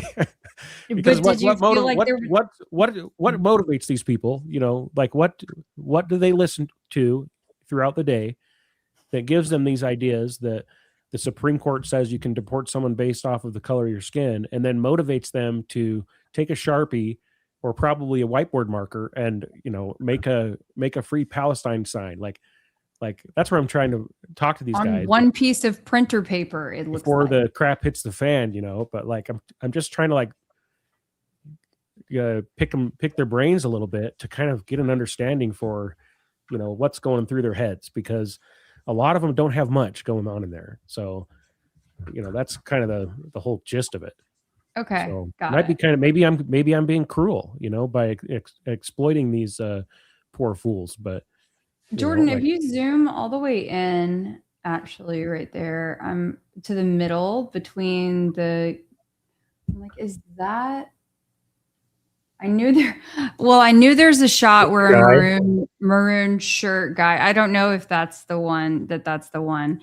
At one point, there is a maroon shirt guy that literally walks like right between, you know, the two guys, and you can see him over, and he looks like what I would say is DQ Tyler, in quotes. So, you know, there was a variety of like interesting little nuggets, Adam, that you picked up. I don't know. Did you realize it as you were recording this video, as you were shooting on the scene? Did I know that I unfortunately I left my crystal ball at home. I didn't realize that the maroon shirts were going to be such a big centerpiece. So no, I did not realize it. Okay. Okay. Respect a lot of the opinions they have. And that's what that's representing. And it's like love one another isn't just a Christian concept. That's a human concept. That's a human We should like be accepting, and we should love other people. I'm very atheist. I believe in that.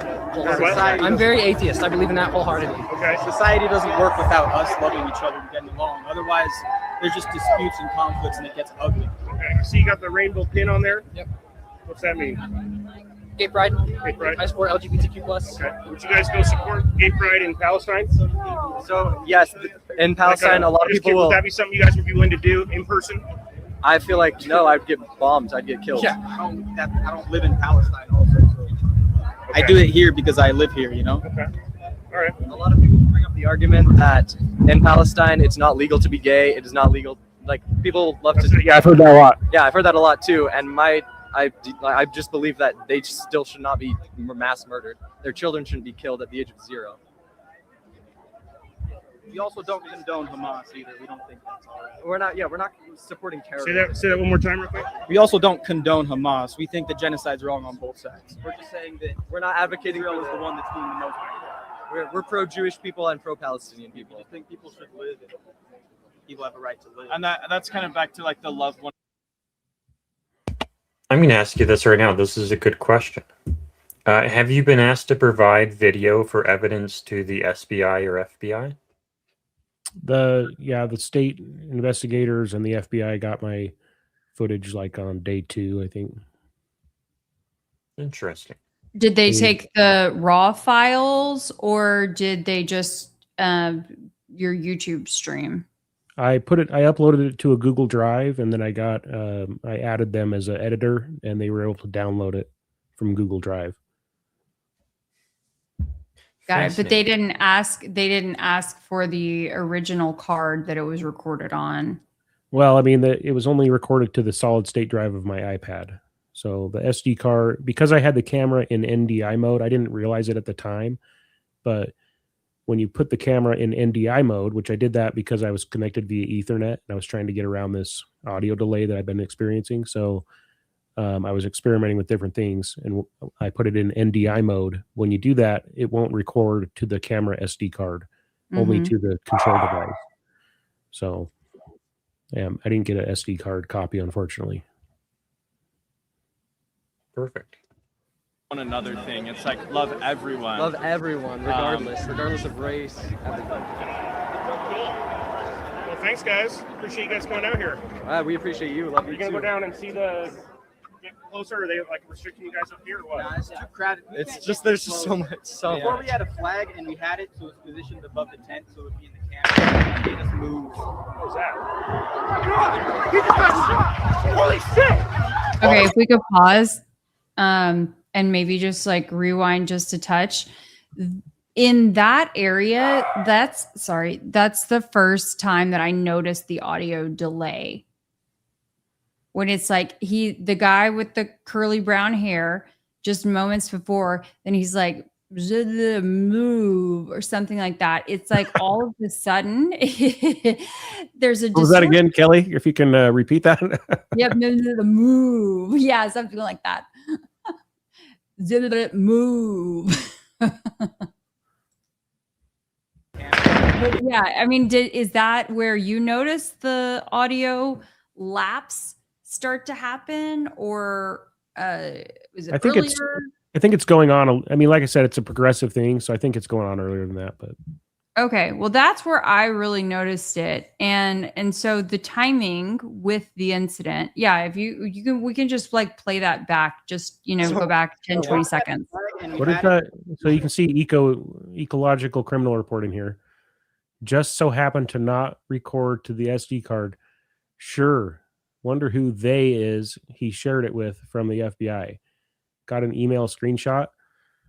So you can look it up on your own. I found this out after the fact that when you put the Mevo camera in NDI mode, it does not record to the SD card. So, like I said, I was experimenting with different settings to try and avoid the audio delay that I've been struggling with. This has been a continuous problem with my productions, is this audio delay. So I hadn't done NDI mode before, and that was just something I was trying out to see if it would solve the problem, and it didn't. As far as I submitted a thing to they had a tip line back then, and then somebody reached out to me.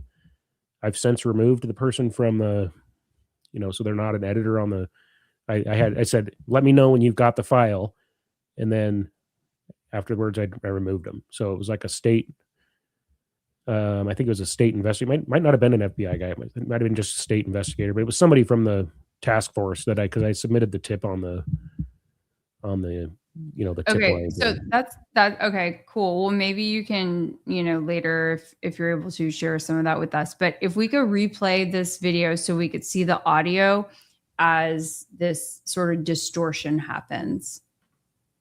It seems like the audio is on point until the shot, but I want to make sure. So if we could go back, Jordan, skip back, I don't know, maybe 20 seconds or so. We can take that comment down. There we go.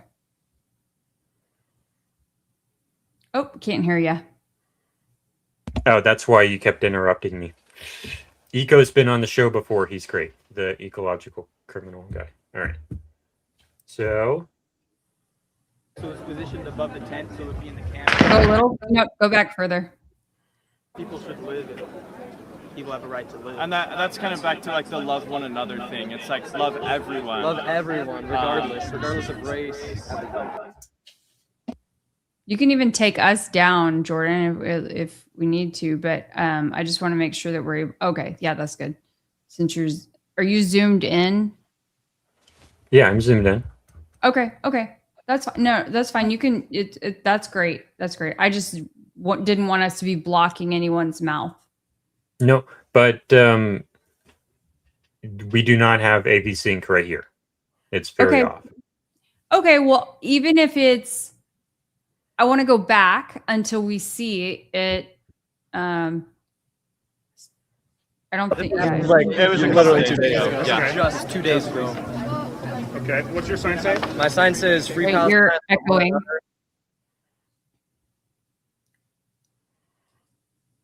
Maybe it wasn't. Sorry. Free Palestine. There's a genocide. What's that referencing? To love one another. The love one another is referencing the Bible. That is in sync. So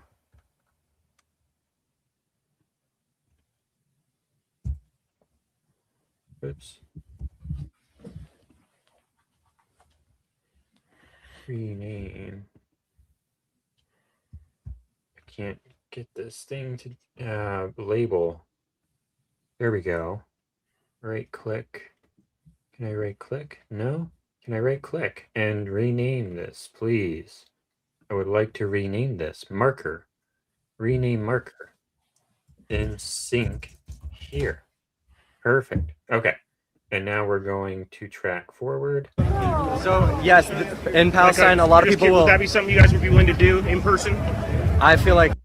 See, I don't think it's in sync right now. Now it's out of sync.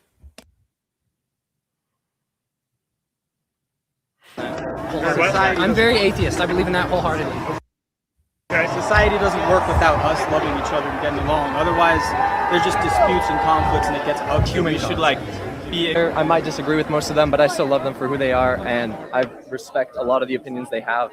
That's what that's referencing. And it's like love one another isn't just a Christian concept. That's a human concept. That's a human concept. I would be willing to bet that all of these guys grew up going to LDS primary, Sunday school, and love one another is part of a very common LDS children's song. So I think that's why I was asking the question, was because I wanted to get an idea of where if that's where they.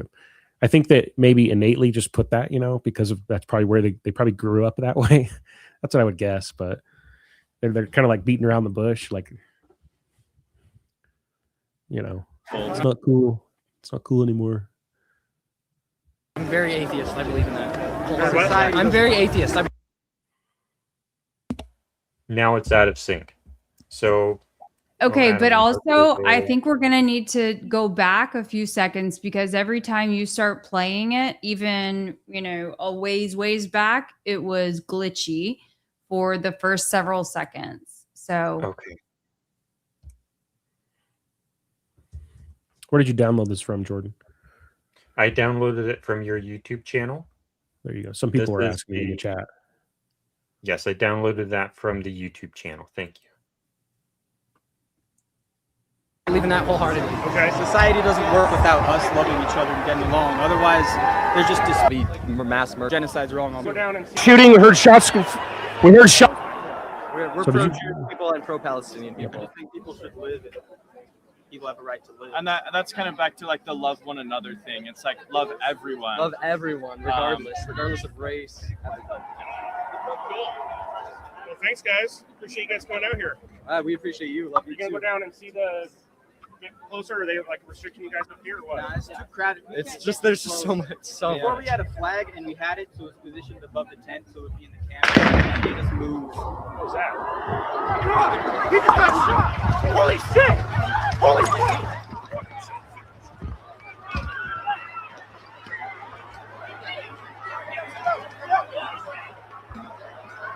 There's been a shooting. There's been a shooting. We heard shots. We heard shots.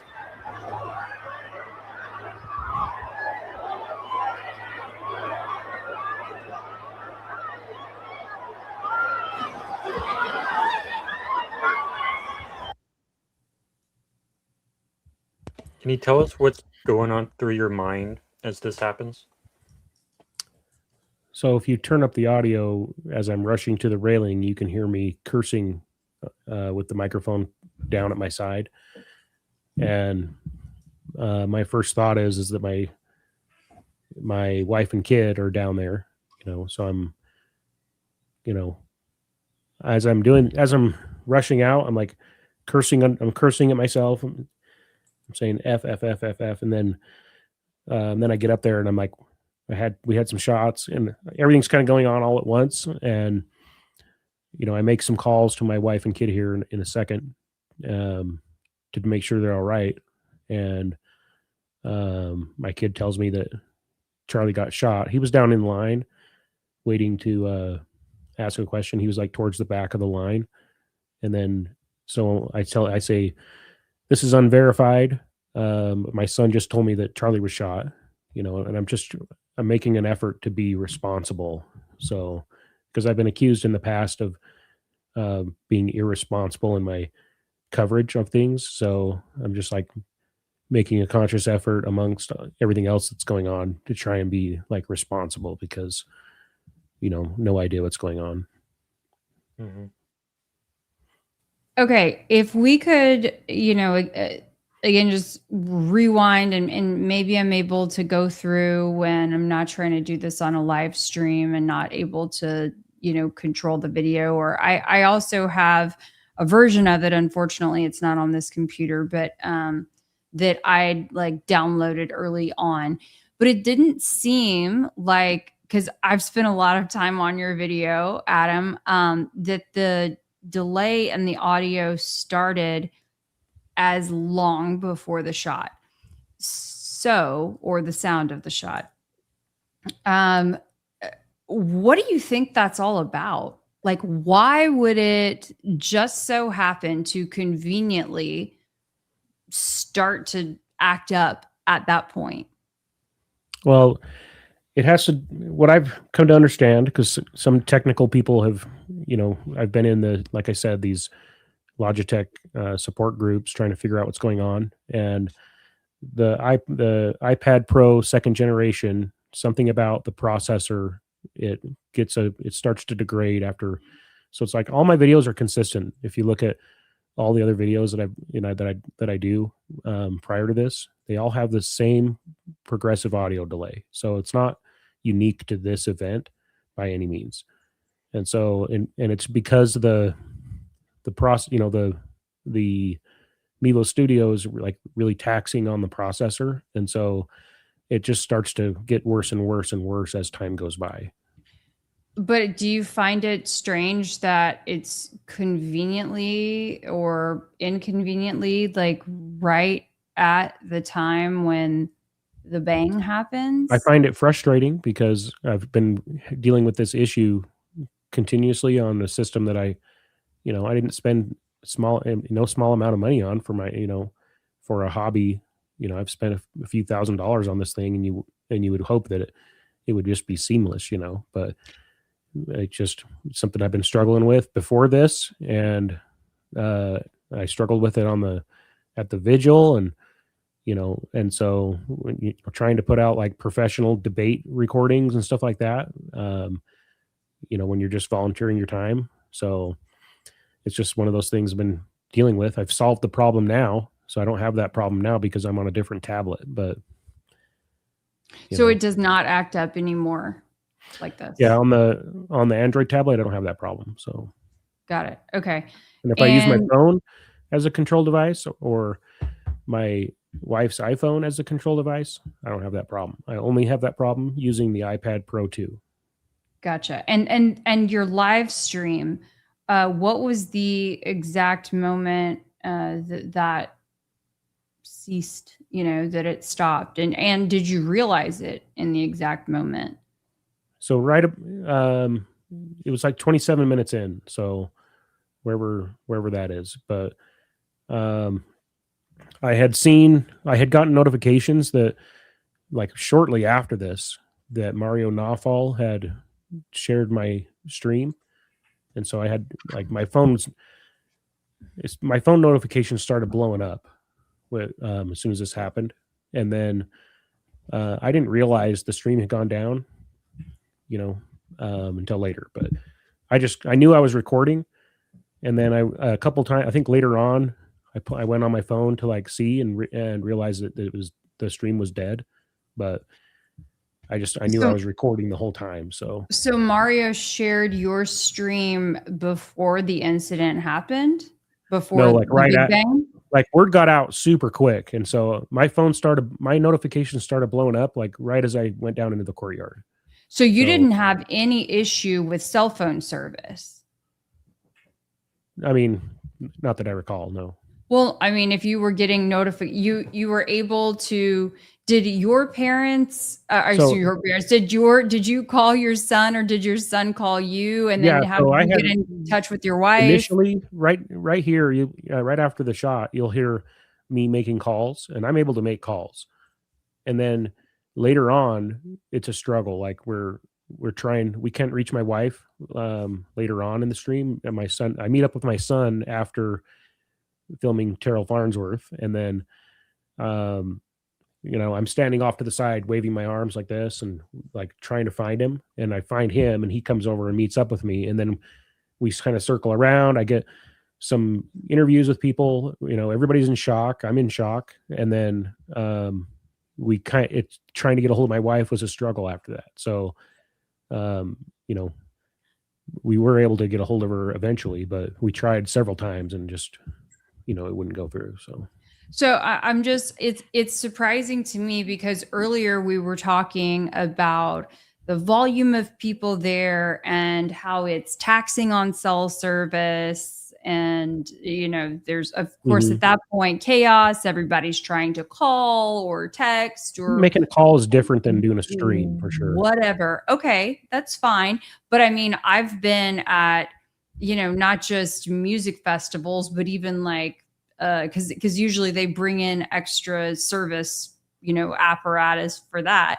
But even at just like a festival or something like that, that's small, like it's a neighborhood thing with, 1,000+ people all in one, or a game, right? If you think about like a big football game, something like that. And cell service can be tough. And I mean, especially like at the end, when everybody's then trying to call their folks. So, but you're saying that even though other people reported having cell issues and your live stream cut out, you didn't have any issues with getting notifications on your phone or being able to make or receive phone calls? Immediately afterwards, no. Like I was able to call right after, like you'll see it coming up right up there. But I was able to make calls at first. So, like I said, the reason I had this redundant 3 sell things because at previous events I've had trouble getting a stream out, where I'll do a test stream first, and then during the event, like during the No Kings, it'd be or during an event where there's a ton, like 4,000 people at the event center, I will not be able to stream at all. And so with just one connection.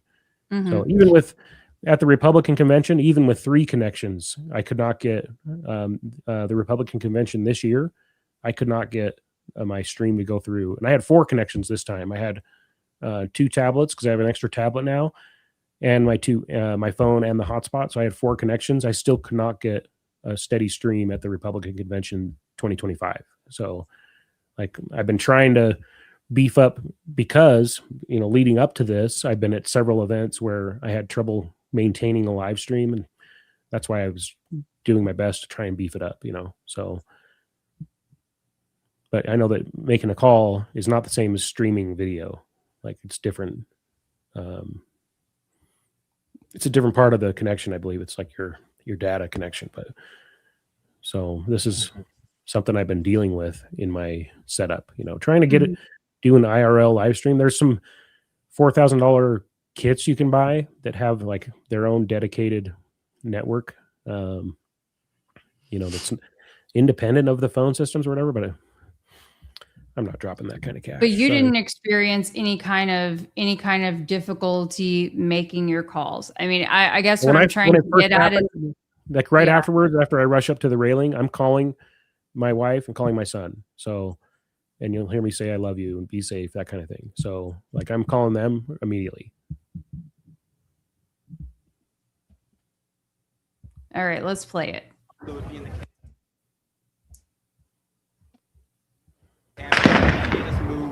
was that? Oh my God! He just got shot! Holy shit! Holy shit! You hear me cooking there. I don't know. I can hear it. There's been a shooting. There's been a shooting. We heard shots. We heard shots.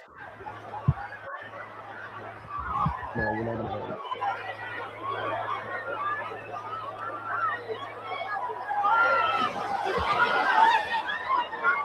What made you rush to the railing? My wife and kid were down there. But I don't see you like zoom in to try to find where they were. Yeah, I'm not looking for them on the camera. I'm looking with my eyes, Well, I mean, could you see them? Could you spot them? No, but I mean, I was there calling, like looking down, so I didn't know if there was somebody down in the crowd with a gun. I didn't know what was going on at that point. So, I was just like, my main thought was my wife and kid. So. And so you were able to connect with, well, we'll hear that in a second. You guys okay? Okay, love you. Be safe. Okay, be safe. Bye. Apparently there's been a shooting. I don't know who's been shot.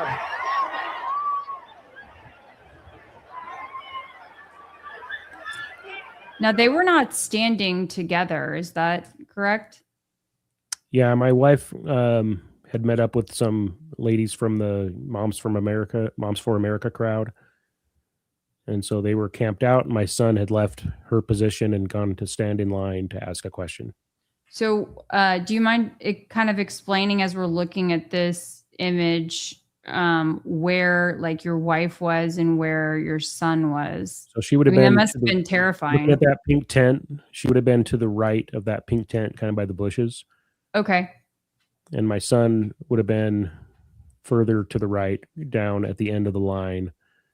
There was a big line. I'm not sure if he would have even made it through, but he was towards the end of the line. Was he on the side of Charlie where He was closer to that pink tent than he was to Charlie. Okay, got it. But I think he was down to 1 or 2 terraces down in the amphitheater. Okay, thank you.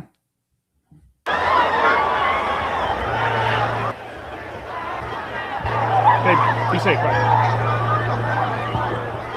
Apparently there's been a shooting. I don't know who's been shot.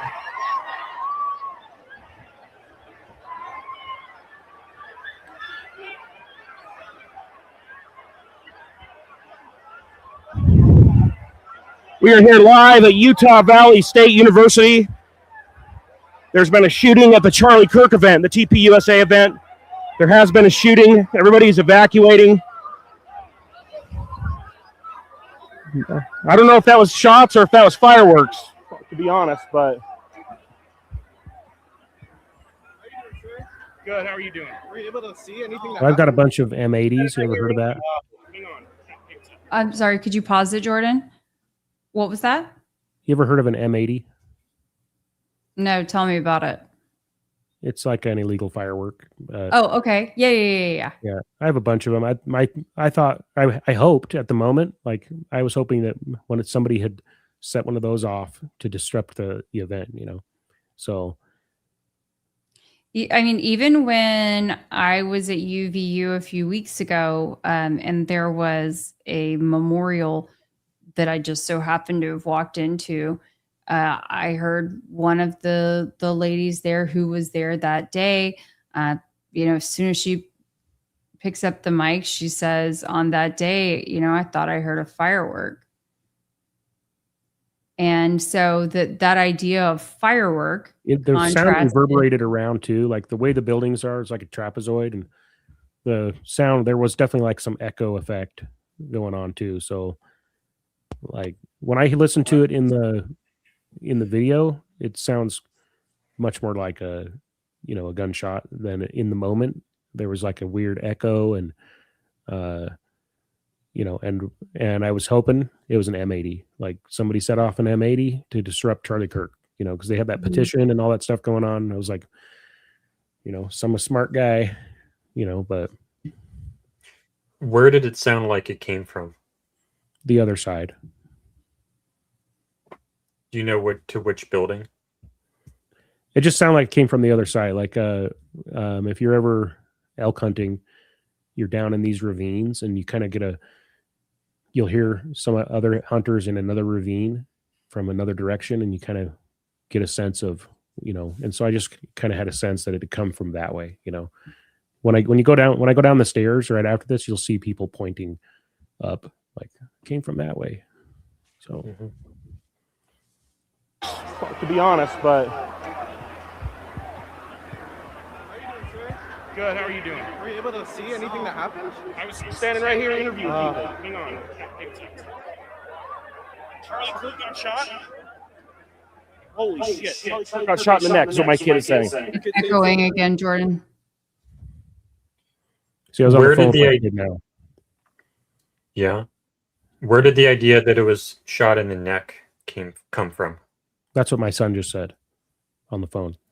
So that was a second phone call, or one? Yeah, that was the second phone call. Oh, okay. Like I said, my wife and kid were in different spots, so. So now the first call was to your son or to your daughter? No, your wife. The son's the second phone call where you hear me saying that Charlie Kirk shot in the neck. Oh, the first one was to your wife? Was to your wife. Okay. Yeah. Oh my goodness. My son is down there. He says that Charlie Kirk has been shot in the neck. This is unconfirmed. This is from my son who was down there right in front of Charlie Kirk. We're going to go down there and see if we can get any more info. My son just said Charlie Kirk was shot in the neck. I was just talking to someone next to me. I don't know the accuracy of that.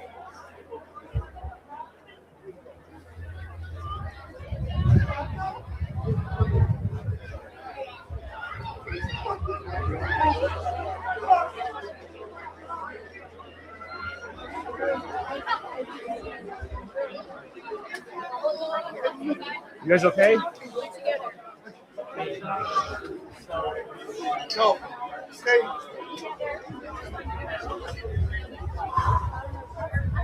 Abby, are you inside or outside? My son just said that on the phone. What made you, okay, can you pause it? What made you walk up to these people and start talking to them? Because they're saying that. They were saying Charlie got shot in the neck, and I said, well, my son just said that. and then you'll hear him saying, "You just saw him point." He's like, "Someone shot from over there, and blood came out." That's what he was saying. And you just like immediately put your mic out to start interviewing them. I mean, I'm not sure if I put my mic out, but I set my gear down for a second here. I think I see your mic out. So yeah. Oh yeah, there it is. Yep. So I mean, it just, I've got it shrunk down so that the image, so that when I'm looking at you guys, I'm looking at the camera at the same time. I see. Yeah, no worries. So I understand. I've been in a high stress breaking news situations, both sort of on the job and just in real life. So, I mean, I don't know if have you ever been at a real life shooting before? At the No Kings rally, we were hiking up a hill towards the Capitol, and I was just like over it, and my stream was glitching out, and so I was like frustrated, and so I like collapsed my gear and started walking away when the shooting happened. I'd already shut everything down, so I would say that was probably the closest that I'd come to something like that before this. Okay. Yeah, I'm just wondering what's going through your mind as you walk right up to these. You can hear me like breathing out. My adrenaline is spiked. I'm like, when standing up there, when I'm talking to my wife and kid, I had my finger hovering over the end stream button. So I was going to like end it and then go about my business finding them. So, but for whatever reason, like I just thought, oh, this might be important. Never mind. I'll just keep going. And so I just kept on, Mm-hmm. Okay. But I'm literally like, there's a end stream button. It's a big red button when you're using the Mevo Studio. And I was on, you have to go to a second page, and I was there like, I'm going to end it. And I just thought, well, maybe I should keep going for a little bit more. And then when I'm over there waiting, and I'm just like waiting for my son, and the guy with the tattoos comes up on the screen, that's another point where I'm like, I'm going to end it, and then I'm just like, this might be important. People might want to know what it's like, Yeah, it's history. Mm-hmm.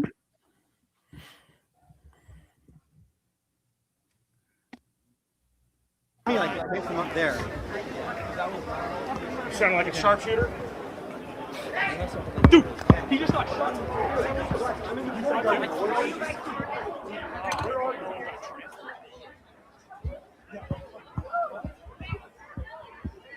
Hey, what happened?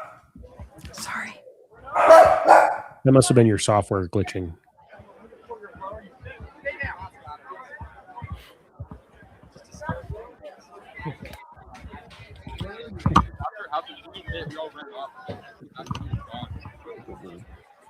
I actually, interestingly, if you could you go back, Jordan, about 20 seconds? I'm so sorry for my dogs. But as you were walking by, I heard the same stay down as you hear on the opposite side, like from the UVU camera, like right before. I hadn't noticed that before.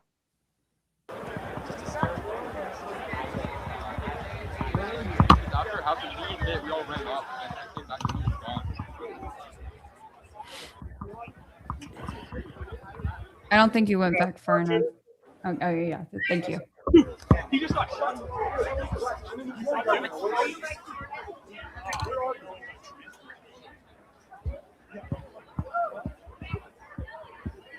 Hey, what happened?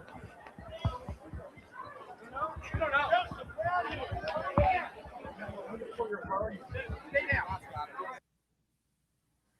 Did you hear that? I heard it. Okay. Interesting. That might be the George Zinn. I might be coming right up on the George Zinn deal right there.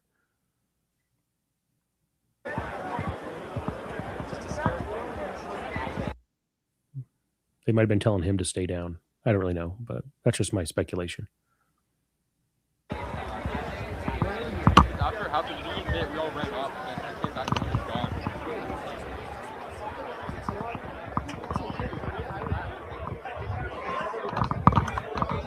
Oh, hey, everybody, clear out. There's someone here.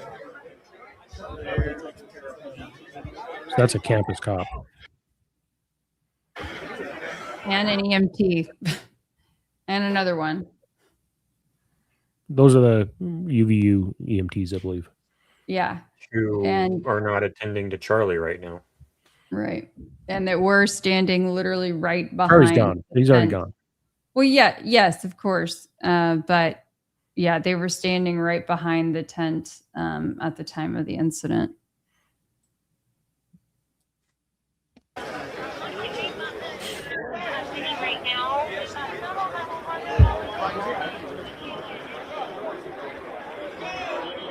There's multiple eyewitnesses saying that Charlie Kirk has been shot in the neck, that they saw blood spray.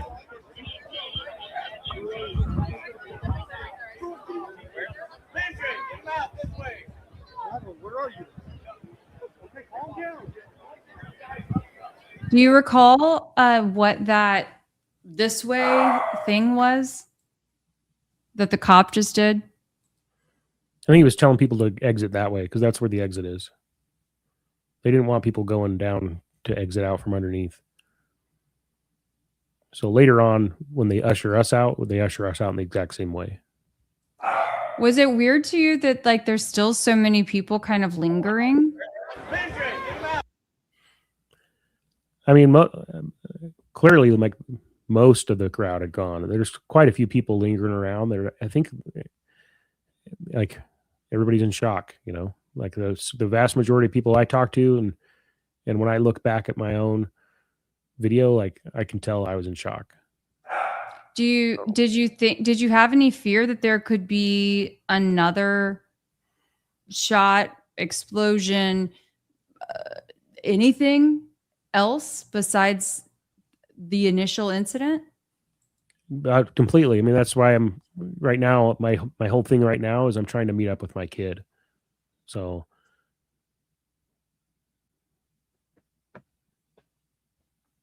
Okay. So my wife was like, Liam wasn't with me. Find him, you know, and so like that's where I was just like on a mission. So I make multiple calls to him. And I'm like, look for me. I'm down here on the other side of, you know, Charlie's tent. Look for me here, you know. So I think we'll play up until the point where Terrell Farnsworth takes down the SD cards. And then I think we'll maybe go to some audience questions because we do have some other things we'd like to get through by the end of the show. So would that seem like a good stopping point? Sure. I wish I'd never recorded that. Why? Okay, yeah, I want to hear why. Did you read the Politico article that came out a couple weeks ago about what happened to him? Tell me. He had to. They had to like move their house multiple times because of threats, and they had to rent a place under someone else's name. Like they've gone through hell because of the footage that I captured. So. Because of their actions or because of your footage? I don't fault him for what he did. You know, I think when it's your own, you're the guy in charge of that. You got people stealing hats off the table. Like, I can understand what he did. I don't think he committed a crime by any means. I've asked several people in the sheriff's department about that. So, you know, I think that what he's gone through is a direct result of my footage. So. Well, why don't we go to audience questions then? Well, can we play just a little bit more? We don't have to like stop it every few seconds, but just, I mean, for those who, you know, like want a refresher. I mean, we've been there, done that. If it's okay with you.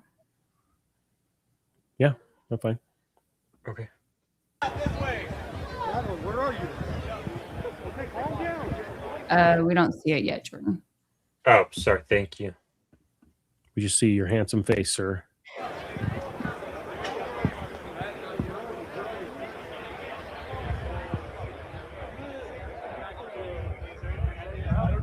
I'm getting out of here. Stay close. This way. Let's go that way. Hey, that way. Did you know anyone with TPUSA, Adam? No. Had never interacted with anyone with the, college chapters or with national or anything like that? I don't think so. I'm not Facebook. I'm, co-follower or mutual followers with somebody who's in that crowd and I was before this. They reached out to me after the fact and said, "Hey, I'm part of the college Republicans," and we were already following each other. But beyond that, no. Got it. Thank you.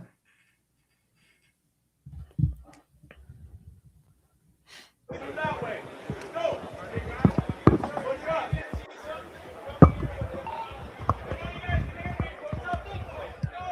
Definitely not fireworks.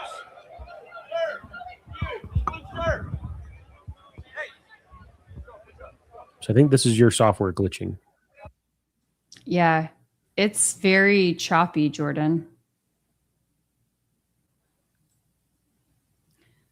But maybe you can, I don't know, either. When it was doing this before when I was up, back where somebody says stay down, and then when you played it the second time, it was smooth. So I think that makes me think it's your computer being choppy.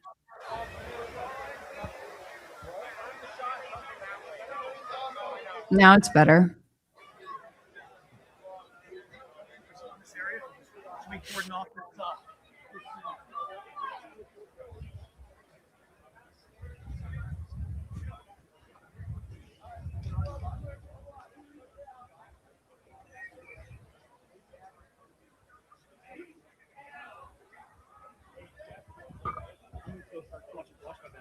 So at this point, I've just positioned the camera, and I'm not really I looked briefly at the monitor to make sure I had, something decently in frame. And then I'm really just trying to figure out where my son is. So I'm not really looking, oh, what's Terrell Farnsworth doing? I just pointed my camera at the tent. And you have not yet connected with your son at this point? No. And what made you stop here versus to go find your son? I wanted son? to be in a prominent position where he'd be easily able to find me. Mm-hmm. But you guys didn't ever discuss about a meeting place, did you? You can't hear. It's hard to hear what I'm because I'm not talking into the mic when I'm talking to them. I'm like, Mike's mic here, phone here. I'm like, mic down, phone up, So I'm not capturing my conversation with him, but I'm like, hey, I'm moving over. I'm on the south side of the tent, and I'm waving. At one point, I'm waving my hands in the air off screen. I'm just the camera is just kind of unattended. So I'm not looking at the monitor. I'm scanning around, trying to see if I can see him.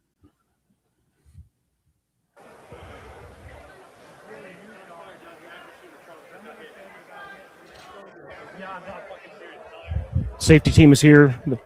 I just heard them say the active shooter, Charlie Kirk, has been shot. Charlie Kirk got hit, is what the security detail just said.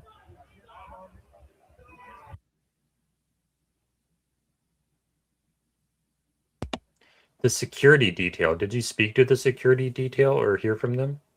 No, I just overheard them saying that. Those two guys right there. Gotcha. And I'm assuming at this point that they're part of the security detail. So.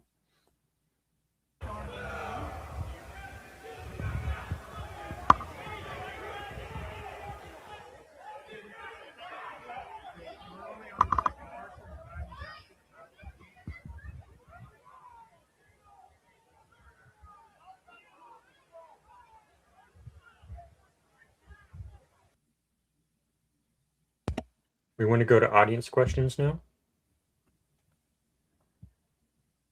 Sure, we can do that. All right. I think that's a good stopping point. It gets kind of slower from that point on. Oh, there's Okay. a whole lot. There's a whole lot we could talk about later. Maybe we could bring Adam back for a part 2 on a different time. But yeah, let's go ahead. Yeah, we want to get moving. All right. Have you heard the rumor that some people's videos that day were disappearing from their phones? Yes, I've heard that. I haven't seen any confirmation of it. Did you experience that at all? No. Okay. And did you hear that firsthand or secondhand or third hand? I just heard it on Twitter.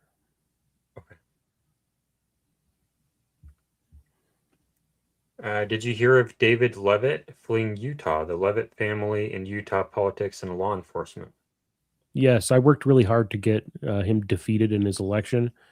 I captured him several times, lying to me when I'm interviewing him and saying something totally different than what he'd said on the record, regarding court cases that he was part of, where he'd used, pulled the levers of power to benefit one of his own friends, that kind of thing, and like directly contradicting the official record. And then, we put those videos out to get him defeated. And I think what the work I did in that case played a big part in getting him out of there. So I heard about him fleeing to Scotland, some castle in Scotland or something. I can't remember exactly what country it was, but it was overseas in Europe somewhere. So that's wild. I mean, in my opinion, it was a very corrupt DA. So, I mean, would you say that the DAs in that area, I mean, do they have a history of corruption? Just if you could kind of set the tone on that, because it's like between Levitt and then, we're talking about the sanctions for, the current Utah County attorneys. It seems like a lot back to back. Well, I mean, I think Jeff Gray is an honest guy. I have a lot of faith in him, and I worked really hard to get him elected. So, I don't think I wouldn't have supported him in the way I did if I didn't believe in him. I believe he was, especially between him and David Levitt, by far the more honest of the two options. So there was a third guy running that was part of David Levitt's county attorney's team. I think his name was Adam something, but I liked him as well, but he was just kind of a younger guy that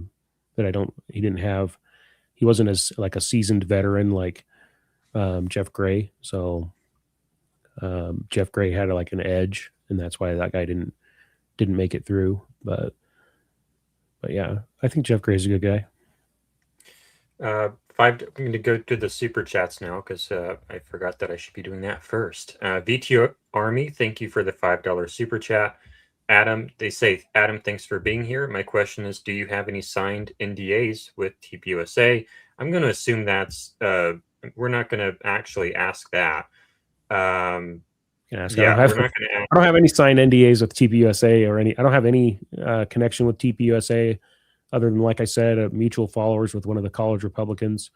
Or I mean what are they? I don't even know what they call the group. The local chapter, I guess. I was mutual follower. But beyond that, no. The TPUSA college chapter. Yeah, the UVU chapter. So I was already a mutual follower of one of the guys that's in there before this event. Other than that, that's the only connection.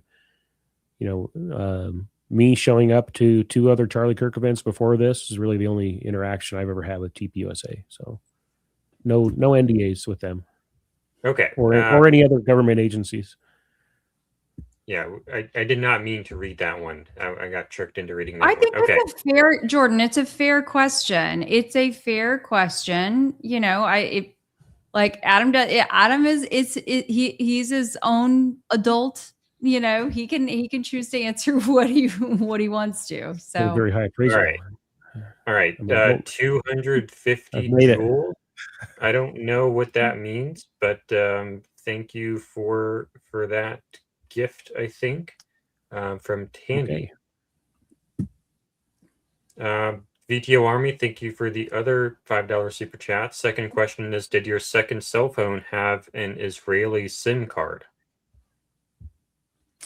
No, but I bought this off of eBay after being told that after being accused of working for Mossad or whatever. I bought this patch for my gear bag. It says it's a pager. It says Shalom Mossad. Oh my God. So I wear that. I wear that to the protests now, along with this beehive. So I got this beehive as well after Candace. So you are just taunting them, Adam. You are taunting them. Everybody's gonna clip that. Hey, I like a good joke. So hey, you're ready to go viral. And there, got the t-shirt. Right. Mr. Turpin, thank you for the membership. They ask, or they state there was pixelation originally on Adam's video at the time of the shot, but not on the later videos. So that the one that they're referring to is the live stream version. So it completely glitches during the shot like 3 times. I don't know. Jason Goodman has a whole theory about it and says that there's some drones flying that put a low energy attack or whatever, but I can't verify that. I have no idea what the deal is, other than in my experience, the cell phone streams are shoddy at best. That's why I always record. I try to double record. I try to record to the SD card and to the control device because of that problem. So that's just the nature of trying to do a live stream that I've learned. Did you see any drones that day? No, I've seen the stuff that people have pulled up, like Jason Goodman, Blake Bednar's out of my footage, but I'm more inclined to think I did see birds, and I'm more inclined to think it's a soaring bird that's not flapping. It's like he's soaring on the heat draft would be my guess, but I didn't see any drones that day. No. Okay, I have to ask you, what about any large bugs? Can you explain these, like, I don't know if they're dragonflies. There's a wasp that comes into the frame. They may as well be pterodactyls, okay, for, as all the wild stories that I've heard about them. But explain that, because there's, a lot of folks out there who think that they could be drones. And tell us all about those big bugs. We have a lot of paper wasps here in Utah. It's a common problem. Like, I got stung by a couple. I got nests all over my property I've been dealing with every summer, and they build nests everywhere, and they fly around, and you can see when I'm talking to those boys, at one point there's a paper wasp that flies between the boys and the camera, and so it flies right across, and the camera is 1080p, so, and stuff that's up close gets really good resolution. The stuff that's far away gets really bad resolution. So because of the nature of this little camera lens, but there's a really good image of a wasp that it was captured on there. It's kind of a unique little clip. And what kind of wasp is it, you said? I believe it's called a paper wasp. A paper wasp. Yeah. Okay. Because they build the paper nests. Okay. Do you recall, Adam, how many viewers you had on your live stream that day? At one point when I checked afterwards, between the stream going down and the initial shot, I had about 60,000, which is like a personal record for me. So you had that many people watching you live? Wow. I mean, how many do you normally have? Not that many. Well, so, I mean, we're sometimes like I'll get in the sometimes I'll get in the hundreds. 600. I mean, sometimes I'll get into the hundreds. When there's a planned debate or something like that, or like I said, it's hard to go live in these big events. If it's just a small debate or something like that, it'll be shared in all the local Republican groups, and I'll have pretty decent viewership, and that we're talking 200 max. So okay. Sometimes these debates, or these protests will get decent views, and then the stream will crash. So, which is why I've been, doing things like the the hard wiring with the Ethernet and stuff like that, because I'm always trying to like circumvent, trying to get around the issues that I encounter at the previous one, you know. Did I know that there are some folks like Gary Melton, there are some other TPUSA folks. Like, have you heard from anyone like that after the fact who told you that they were in fact watching your live stream that day? I went on Gary's show, and when we were talking about it, he said he'd seen my stuff. So I don't know if, you know, it's not like I got a super chat or something that I can go back and look at. Yeah, he just didn't mention that he was watching your stream that day, like live. Yeah, before I went on to do this same type of interview on his show, like in the couple weeks after, that had come up. But Got it. Like I said, I know Mario Knopfel had shared it that day, but like soon after, like I think it was when I was going down the stairs and I first talked to those guys that were talking, you know, that were saying that were pointing and that kind of thing. Like at that moment, I was like between calls for my wife. Like I was looking at my phone because I'd been calling my wife and son, and I was getting tons of notifications. And when you get someone big, like a giant account like that, you get a special notification from Twitter. So, yeah. Got it. So sorry for his photo, but there were a lot of questions again asking about Mormon ties there on that day. Can you give us some insight as to, you know, if there was any sort of Mormon coordination that day? Well, I know a lot of the TPUSA people are Mormons, so and I'm sure that there's a fair amount of the UVU chapter that are Mormons. So, if you want to classify it as Mormon coordination, I would say that was probably the case, you know. But I don't believe that there's this Mormon cabal like like Candace would make it out to be, a Mormon mafia or something, you know. Do Mormons hire other Mormons? Sure. You know, I think that all groups tend to, you know, gravitate towards associating with or hiring people that they can identify with. So I think that might be, you know, just like you have any kind of group will tend to, you know, do business with or associate with people that are kind of in their same thing. But I also don't see Mormons as, you know, excluding people, you know, that are not members of the church either. So, you know, as far as like some Mormon mafia conspiracy, you know, I don't believe that. What about though the idea of, you know, Charlie, evangelical Christian, and coming into Mormon territory and, you know, not necessarily seeing eye to eye with the crowd? Were people just, do you feel that people were receptive to that, or that there were people perhaps who, you know, would oppose him? Well, I think that, you know, within the Mormon community, you know, I think that Mormons, you know, would be the first to tell you that Mormons consider, you know, we consider ourselves Christians. So there's a lot of people that say Mormons aren't Christians. And I think that,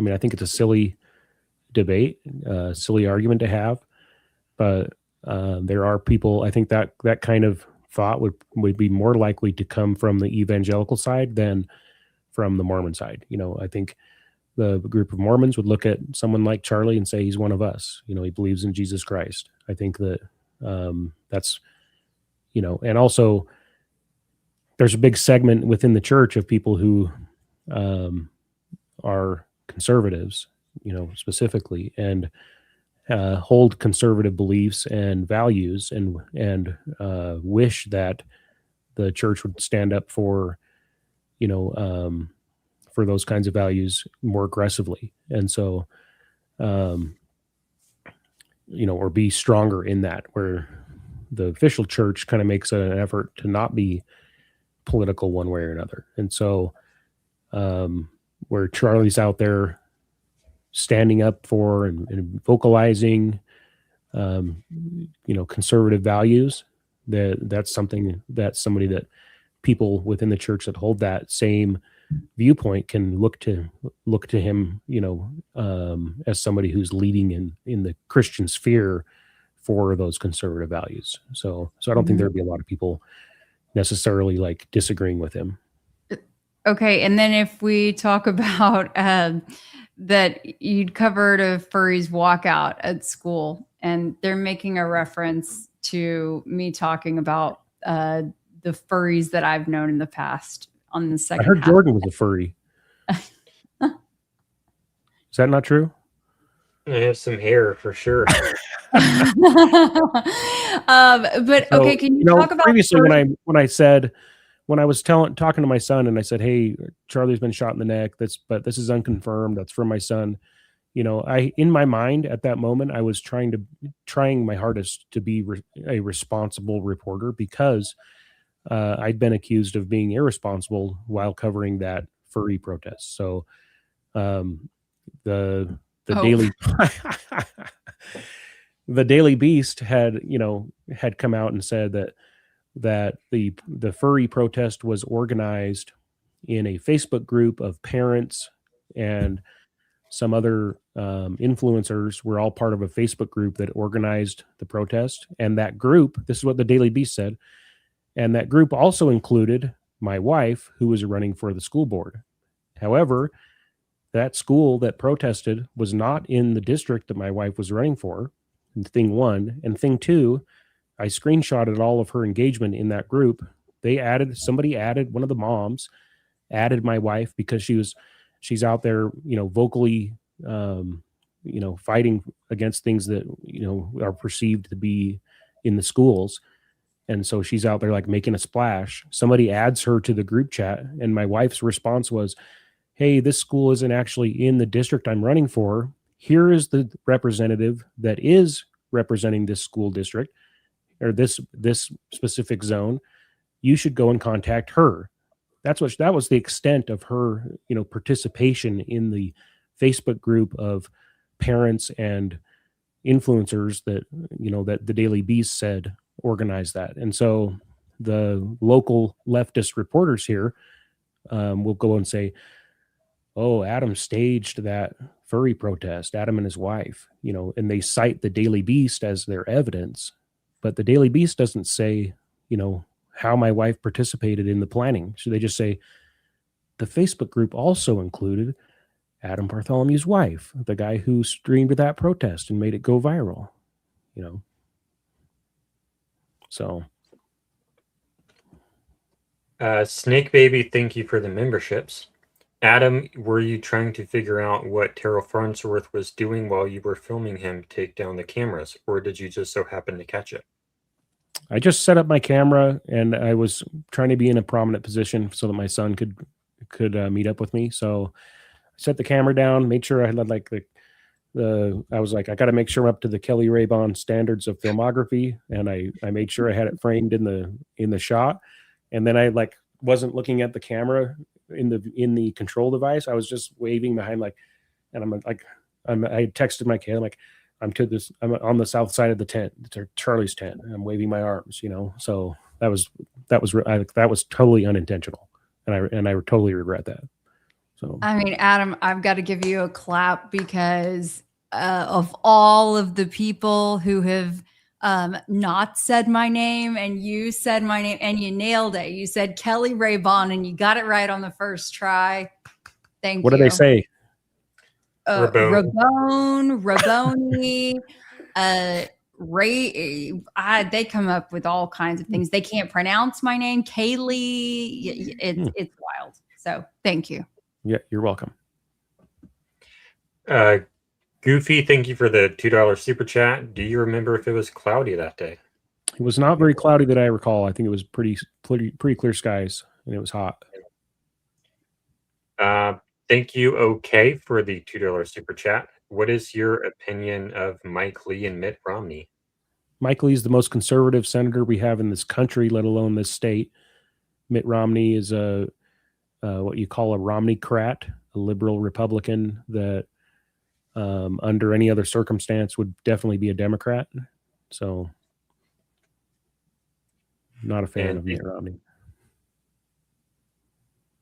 Thank you for the other $2 super chat. Okay. What is your theory of what happened to Charlie Kirk? I'm an official FedSlop believer. All right. That is in my here's my mind. Yeah, go for the it. Most Based on my let's let him go for it. Based on my lived experience, that's the most logical thing that happened. If you look at the side shot from the south side of Charlie when the shot happens, if you look at the front shots, first of all, this is called your trapezius muscle. So the shot enters below the maybe it's this side, below the line of the trapezius muscle on the shoulder. So it's at a 10 degree angle, whatever, pointing down. So we're not talking about something that would just be through and through on the human neck. We're talking about an upper torso shot.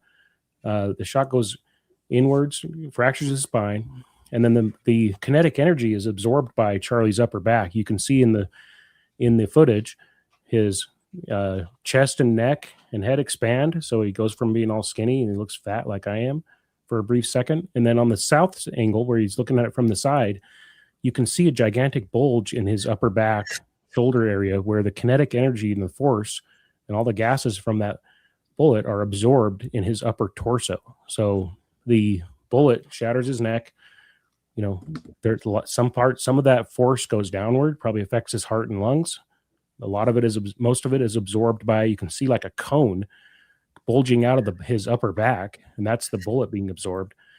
You know, I shot a yearling elk in January 2023 with the same weapon, and it was face on, and I was at an upward angle, so I was below the elk. I was about 80 yards away, so I was a lot closer than 140 yards, and the elk was looking directly at me when I shot it. I hit it directly in the neck. There was no exit wound. We quartered the animal on the hillside, and we found in the back of its neck the bullet fragments. So, you know, based on my lived experience, the most logical solution is what Jeff Gray and the good people at the Utah County Attorney's Office are saying. Well, thank you for that input. Did you know that when the event happens on Charlie, if you pinch your shirt down here and yank it all the way to your ear like that, did you know that that's what happens to Charlie? I've seen the replays of his shirt. Yeah, I've seen your little experiment as well. Little experiment. Come on now, Adam. I think that so what happens is the bullet goes in, and we're only seeing, you know, a fraction of that footage at 30 or 60 frames per second.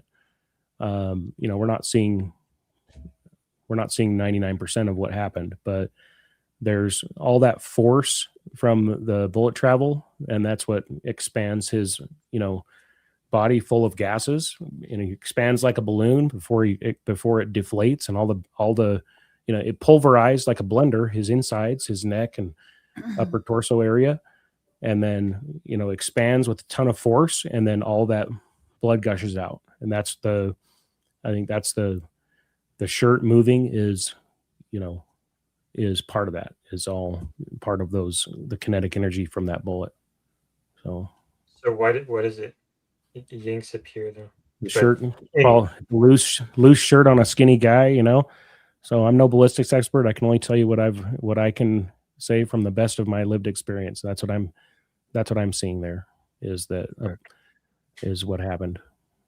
All right, we're not here to. And I know there's all kinds of theories, you know. Yeah. So I'm not. If you want to debate ballistics, I'm not your guy. So. All right, let's move on then. I also don't think Charlie's alive somewhere. I heard that theory floating around from you guys, I think. But, yep, you heard right. You heard right, but, you know, thankfully you're here anyway. If that were the case, then I think that that would be an assault on Charlie's character as a husband and man, because if he is alive somewhere, what kind of a man is going to sit idly by and allow his wife to endure the hell that she's going through? That's my theory on that. And we would beg to disagree for a multitude of reasons, which I would love to go through on a different day. But Hey, we can disagree and still have a polite discussion, right? Absolutely. That and we're all trying to just set a good example here. It's a marathon and not a sprint. So thank you again for being here. I think we have a few more questions. There's a guy. Look at that guy's picture. First of all, that's the typical guy that reads the Daily Beast and says, Adam staged that furry protest. You know what happened with that furry protest? I got a call a couple days in advance, and I said, sure, why not? I'll go stream your protest. Sounds interesting. The morning of, I was like, 8 a.m. Like, who the heck is doing a protest at 8 a.m? Like, I got better things to do, like sleeping, and but at the end of the day, I was like, well, I promised that mom that I would go there to film her daughter walking out of school. So I went there and I set up my gear and filmed them protesting the furries in their school that were spraying them with Axe body spray as like spraying the kids in the eyes. They were scratching at them. Some kids were bitten by these furries that were acting out. A bunch of pictures and video from inside the school came out after the fact, from the parents and kids that were in the school. So, wait, this was real? This was for sure real, confirmed. There's a bunch of kids that were fed up with by furries. Yes, they were fed up with these kids being allowed to dress as furries during school hours, and the local news, like the Salt Lake Tribune, and then the Daily Beast, national news outlet, all accused me of staging it and said that it was totally fake and unfounded, even though photos and video from the parents and kids came out in the days after this went viral, proving that what they were saying was true, and they would not cover that at all. So that's wild. Because it's maybe a different story for a different day, but I'll be quick. That James Tallarico, who is running for the Senate seat in Texas against Ken Paxton, he has talked about furry talk. Okay. Yeah. And it turned out that it was kind of it was far overplayed, but basically there was something out there that was, wanting to like ban this furry stuff in schools. And they were saying that kids were like eating out of cat, I don't know. Some of the kids said that they were using litter boxes litter boxes. And I pushed back on those kids. I said, I heard that was just a rumor.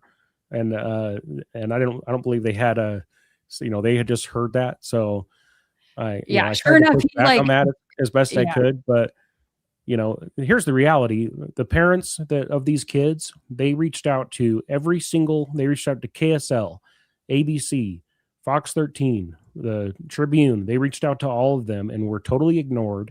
I was the only person that said, yeah, you know what? I'll come and film you guys to get your story out. So Adam, I gotta tell you, man, what happened to the white balance here?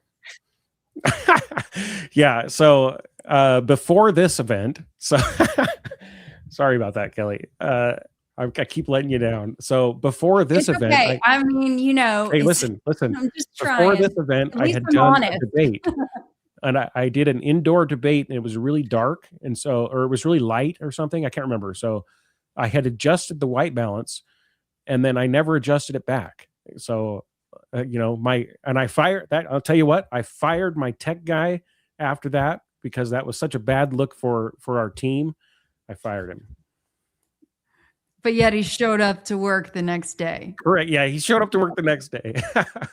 Yeah. So sorry about that. That's okay. That's okay. I had to give you a little hard time for that. Well, 8 a.m. too. So Okay. Well, yeah, I'm not a morning person either.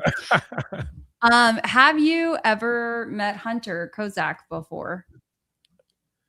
Who's that? He was the guy who asked the last question. Oh, yeah. Okay, no, never met him. Never seen him before, because I think he had been kicked out of another event, and I'm not sure if it was in Utah before, but he was with the Enough America tour, and so just wondering if you'd ever, and he definitely lived in Utah, so wondering if you'd ever come across him.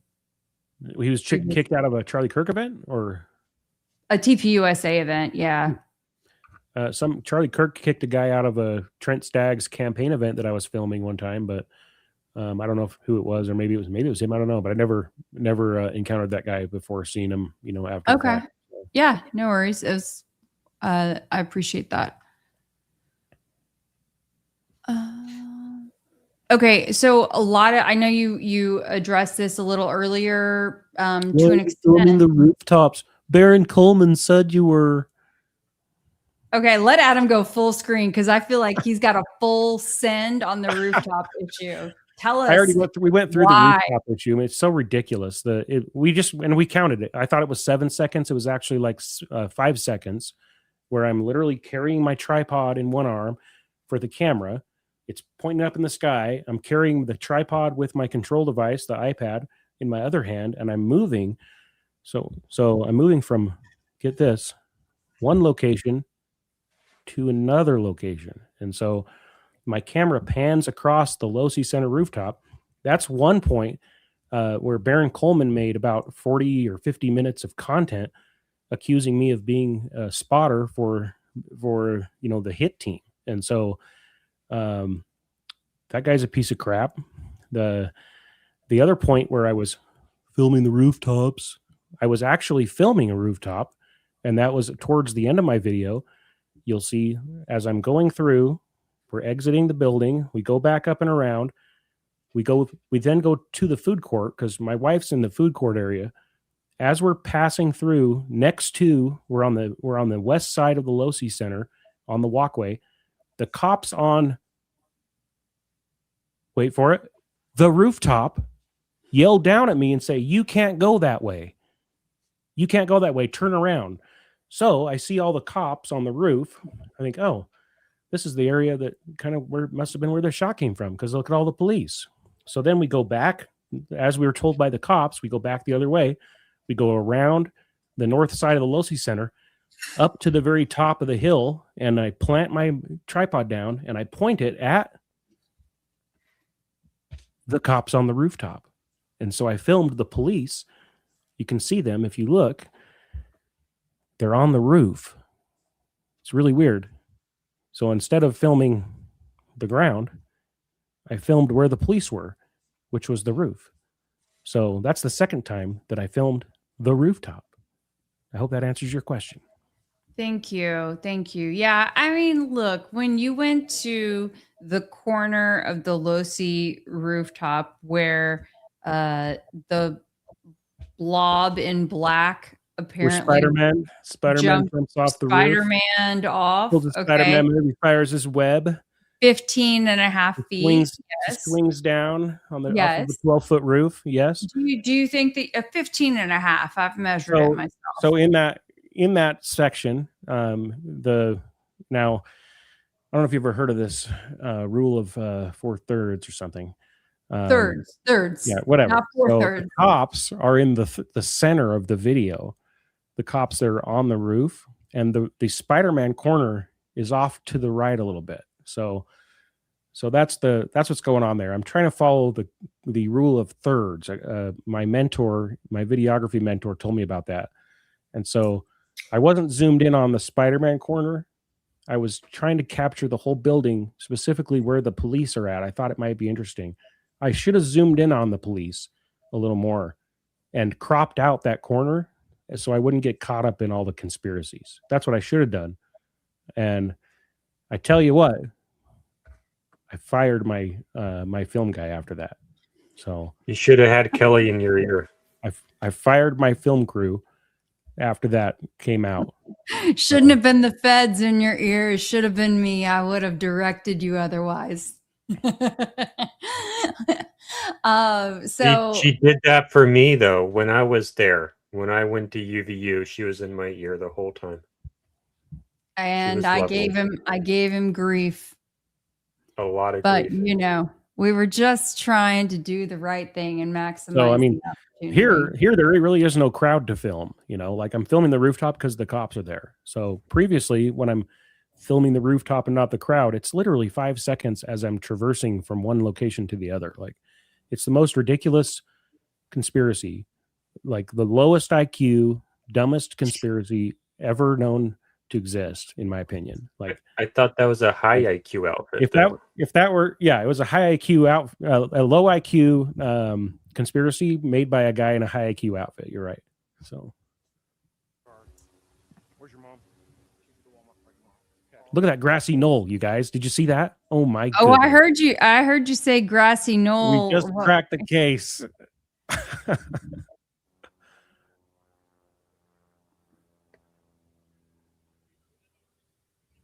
How many times had you been to UVU before this day? So I'd been to the Utah State Republican Convention earlier in the year. It was like April of the same year. So I'd been there then. I think I'd been to some in one of their theater settings. I'd been to a debate there for Senate, I believe. So I've been there a handful of times, you know. There was someone. Golly, I'm like, who is that? That was that a bald guy walking across? These kids Was right that- here. was that Now they're not Blake getting Knapp? enough heat. You know, these guys are not mentioned enough. If you go back just a little bit, what we were just looking at. Who? The group of military. Yeah, the military ROTC, the ROTC folks. Yeah. Yeah, I don't think Exactly. that they've been talked about enough. There's a conspiracy there that's being overlooked, I think. You got to go forward, I think. Yeah, go forward. Sorry. Yeah, forward, you know went what? forward I and then want to back. say that was it George Webb who had initially There. pointed out, as far as Oh I recall. my guys. We're talking about maroon shirts, and we got a literal military brigade marching in formation moments after the event. So Adam Bartholomew on the record says that we possibly need to be overlooked. Okay, we need to be digging more into the Where has ROTC. Candace been? Candace has been actually purposely misleading us, telling us to look at maroon shirts, when really we have this military brigade in formation right here the whole time. They look really sharp. My goodness. I don't know. Keep going. Keep going. It gets Kinda like even, that. no, the other way. Pink, about don't as like- sharp as that pink going. fire hydrant. No, his belt buckle's not. Keep going. It's not centered. Let it play. You must have like a stabilization software going, or were you just zooming out? Because Adam knew it.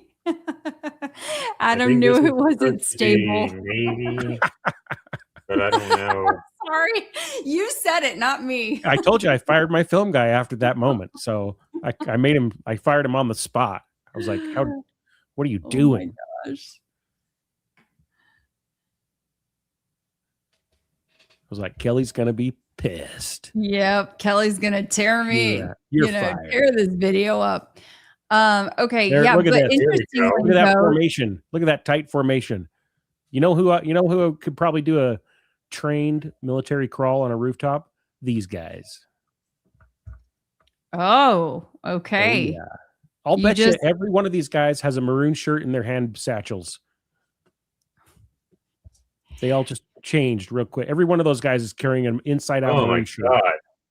Okay, this right here is absolutely unacceptable. I Wait. got screamed at so much for doing Oh, that man. one time. Absolutely unacceptable. Screamed at? Come on. Oh my god, look at this. Oh, I thought what? you were saying that I did something. Okay. No, in boot camp. What on earth is this? All right, next question. You cannot put clothing over your shoulder. What is this?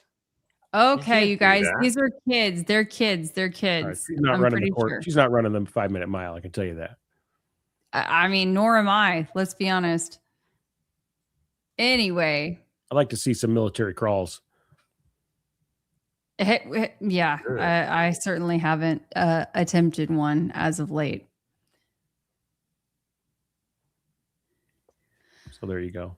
Okay. I would like, golly, there was someone else who I wanted to ask about in that, but I'm sure I'll come back to it. I would like for you, because I think Jordan, we'd skipped past it, but it is important. It was before Adam made his way, I think, to the Losi Center, but the Phil Lyman ordeal. Do you mind just sharing with us that little interaction that you had? Sure. What do you want to know?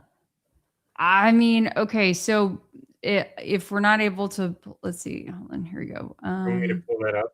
Yeah, if you don't mind, I think it would be Why are great. the newest on the bottom? This is so silly. StreamYard, get your act together. What's on the bottom? At least on my side, the newest comments are on the bottom. Yes. It's really counterintuitive. I suppose so. So what do you want to know about my interaction with Phil Lyman? So, okay, so you walk up to Phil and like, was he anticipating you? I mean, he kind of we'll play it in a second and the audience can assess the. So I walked out and there's but- Phil and his campaign manager, Sophie. And, you know, they're two familiar faces in the Republican scene. And I just said, hey, Phil, good to see you. Wish it were better circumstances or something like that. And then I like stuck my microphone in his face. I was like, did you see what happened? And he's like, no, I didn't see anything. And that was basically the extent of it. Mm-hmm. But he makes this weird face and kind of chuckle. And it's like, he was just with Charlie in those moments before the incident. You would think he would be distraught if this was someone, you know, who was his friend, or at least he admired in the political sphere. This interaction feels so strange.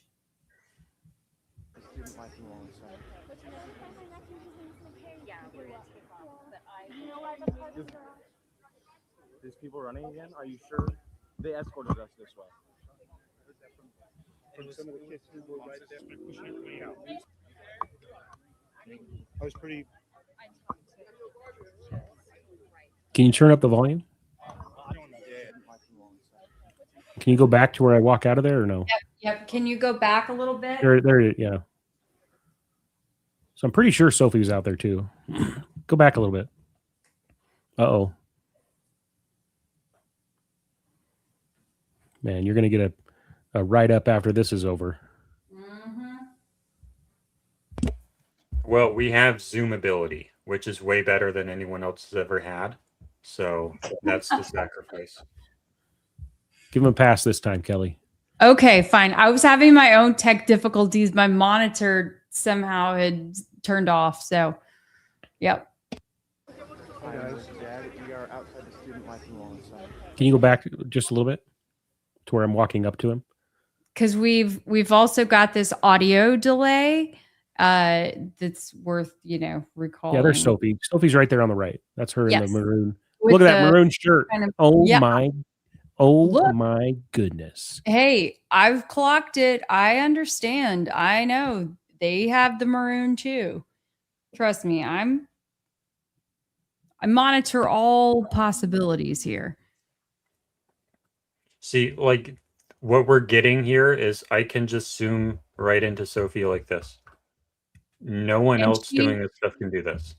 I will say that during a space, she actually said that she was not near Phil when this interaction happened.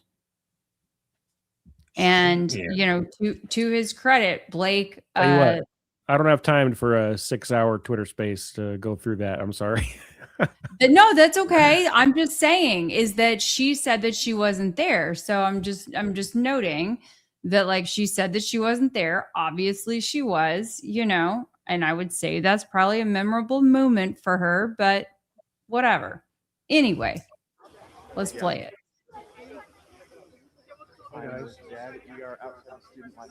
You can see he acknowledged me there.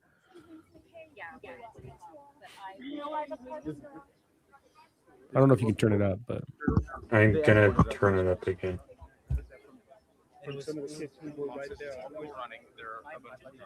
Yes, you'll have to mute yourself too. I see what happened. How are you? Did you see what happened, Phil? No. You see the audio delay is really bad at this point. So, like, it gets worse and worse. That's why I'm saying when I'm editing, doing post edits, like, it's a challenge because the longer you go, the worse it gets. You were talking. Sorry, go ahead. I was just saying you could tell when Phil's talking, like, the audio delay is really bad at this point. And so that's why when I'm doing post edits to try and sync up the audio, like at the beginning, towards the beginning of a video, it's fairly decent, and then it starts to get worse and worse and worse. And so I'll sync up the first 10 minutes, and then the next 10 minutes is off more, and then the next 10 minutes is off more. And so I'm constantly like clipping the audio to sync it up. It's just like frustrating. That's how I can put it. No. I see what happened. How are you? Did you see what happened, Phil? No. I was pretty. I talked to right. That's really hard to understand. I can try to fix it real fast, but I don't know that we have time for me to There's try to clips fix out that there right where now. people have clipped that and synced up the audio. Like, Yeah. he just says no and then gives a weird smile. Like, who knows? I mean, what was your take on it? Like, My take was that he didn't want to be interviewed, so I just picked up my camera and moved on. and you guys had beef before a little bit? No. Okay. No. I guess for some reason I was thinking in a previous, maybe it was him that he had said that, like, he had implied or said directly that you guys had some sort of beef, and like as though he didn't take you seriously, and so that's why he was kind of like smirking. I can tell you that his people, like the people on his campaign, the people that support him financially, that kind of thing, like Sophie there, that's on the video. There's another guy named Casey Gale that was working for his campaign at one point and is a big time Lyman supporter. You know, they publicly came out during his writing campaign after the primary election, that kind of thing, and said, "Oh, we're keeping track of people who are not using their platform to support Phil Lyman and talk about his election claims and that kind of thing." And so, you know, they were very vocal about that. And, you know, and I got flack at the time for not promoting his stuff. And, you know, I think that might be what he was. I heard that, you know, somebody sent me that from one of the Laissez-Faire Lounge spaces that he was in. Yep. Says, That's it. that. Yeah. So Yep. I know what you're talking about. You know, at the end of the day, it's like, and that's the same reason that they don't like Mike Lee. You know, like, Mike Lee's the most conservative senator we have, and he came out and said, as Republicans, we settle our differences in the primary. And then when Spencer Cox won the primary, you know, Mike Lee did what Republicans that are in office do, and they supported each other. And so, and those guys in the Lyman camp never got over that. And so they can't see past that moment. You know, they they believe Phil Lyman's the rightful governor of Utah, and this kind of stuff. And so they hold a grudge against anybody who didn't, use everything anybody has, any platform anybody has to go and back then it was a big drama, and a big thing during the primary, campaign, the loss, and then he ran for a write-in, candidate, and they were unhappy that people weren't, using platforms to support him in that way, and so like there's only, and my wife was running for school board. She lost the primary. I was for one thing during the primary, I was putting up signs every night for my wife, and at all hours of the night. Like I was driving around, I was working full time. I was doing my normal stuff, videoing the debates and that kind of thing, not only for her debates, but for all the other candidates in the county. So, doing that kind of stuff and doing signs, which is a job in and of itself, going out and putting out campaign signs and ordering them. I was also doing the financial reporting for the campaign, and accounting for all the stuff. Like I was freaking exhausted. I didn't have time during the primary to stump for Phil Lyman. And then after the primary, like I was done. Like I wasn't out there. It's not like I was out there supporting Spencer Cox. Like I got a full-time job. You can only take so much time off. And when the primary is over, like you can't just, keep going when you're an unpaid, activist, volunteer, whatever you want to call it. Like at some point you gotta be like, hey, I'm going back to work now, so like, paying my bills has got to be top priority at some point. And so, and I got heat for that. I got kicked out of some groups, some group chats and stuff for that, for not pulling my weight, whatever. It's like the drama. Yeah. So that, I think that's probably what Phil's referring to in that laissez-faire lounge space. Mm-hmm. So, like everybody was all tight before, in that, in 2024.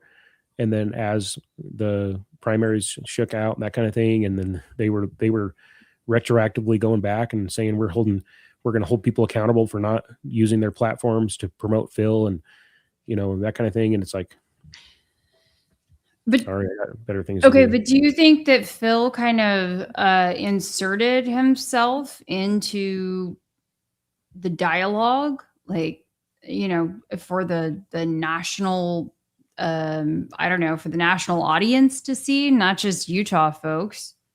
And then at the time he wasn't even technically running for something.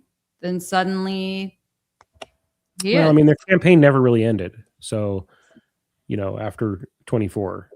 So, I don't know when they started planning to run for Congress, but that's not something you just like do overnight. So I'm sure there was probably plans there. I don't know.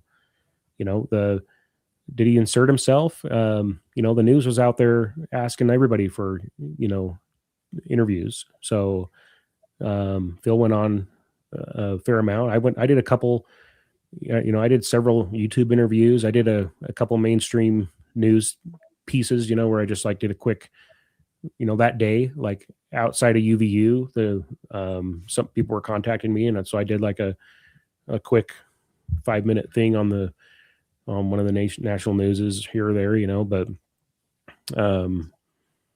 so, I mean, it's not like he was alone in that, they were asking everybody. So did he like make it a thing for his campaign? Maybe. I know Sophie said in those laissez-faire lounge spaces that she was really hoping that the death of Charlie Kirk would be, an opportunity to platform the corruption, what they see as the corruption in Utah's political system and government, So take it for what, take her for what she said. That's what she said. So, yeah. Does that mean that they were hoping to be a platform for Phil Lyman? I don't know, but it seemed to be like a big centerpiece of their campaign. Like, they came up in my caucus meeting where where people were asking about Phil Lyman saying that he doesn't believe Tyler Robinson's the shooter. So, like, was that the right move for a congressional campaign? Who knows? I never ran one. So, but that moment, I think that it's really overlooked how everybody who's there is really in shock, especially when, like, at some point between me filming Terrell Farnsworth and interacting with Phil Lyman, at some point in there, I saw the video, of Charlie Kirk, like, it was online. And so, like, there was times where people were like, "Oh," I even said it on my stream at one point. Like, I heard that he's stable or something, and because I think I'd seen it, because I was, like, going through notifications and stuff, and I think I'd seen it on a feed on Twitter, and then I saw the video, and I was like, "There's no freaking way he's stable." And so, and I think that at that point, Phil had probably seen it as well. Like, so I think that's probably like an overlooked aspect of this. I think that all of us were in shock. That's my take. So I remember, and I'm sorry, we're not going through. If we were going through the entire video, I would be able to kind of pinpoint the exact moment. But I know there's a moment when you say that the cops said he was on the roof, and I could never hear, anyone telling you that. Do you recall how you had that information? Yeah, they're like, I could hear things. The mic, as you could tell when I was interviewing those guys, like, the gain was up too high for me. But then when I'm interviewing those guys, you can barely hear them. Like, the mic wasn't picking up everything that I was picking up with my gigantic ears, So, like, I was hearing stuff, people saying things, the cops saying things, and then I would be like those guys when I call them the safety team, like, I heard them say that Charlie been shot in the neck or whatever, and then I would say it in the microphone. The security team just said, and so, like.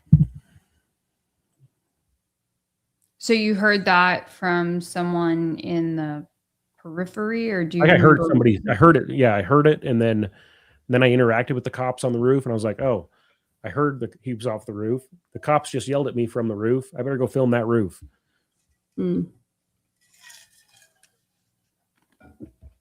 Okay. Goofy Mama 5 Kiddos, thank you for the $2 super chat. Are you upset that Thomas Massey lost? Not particularly, no.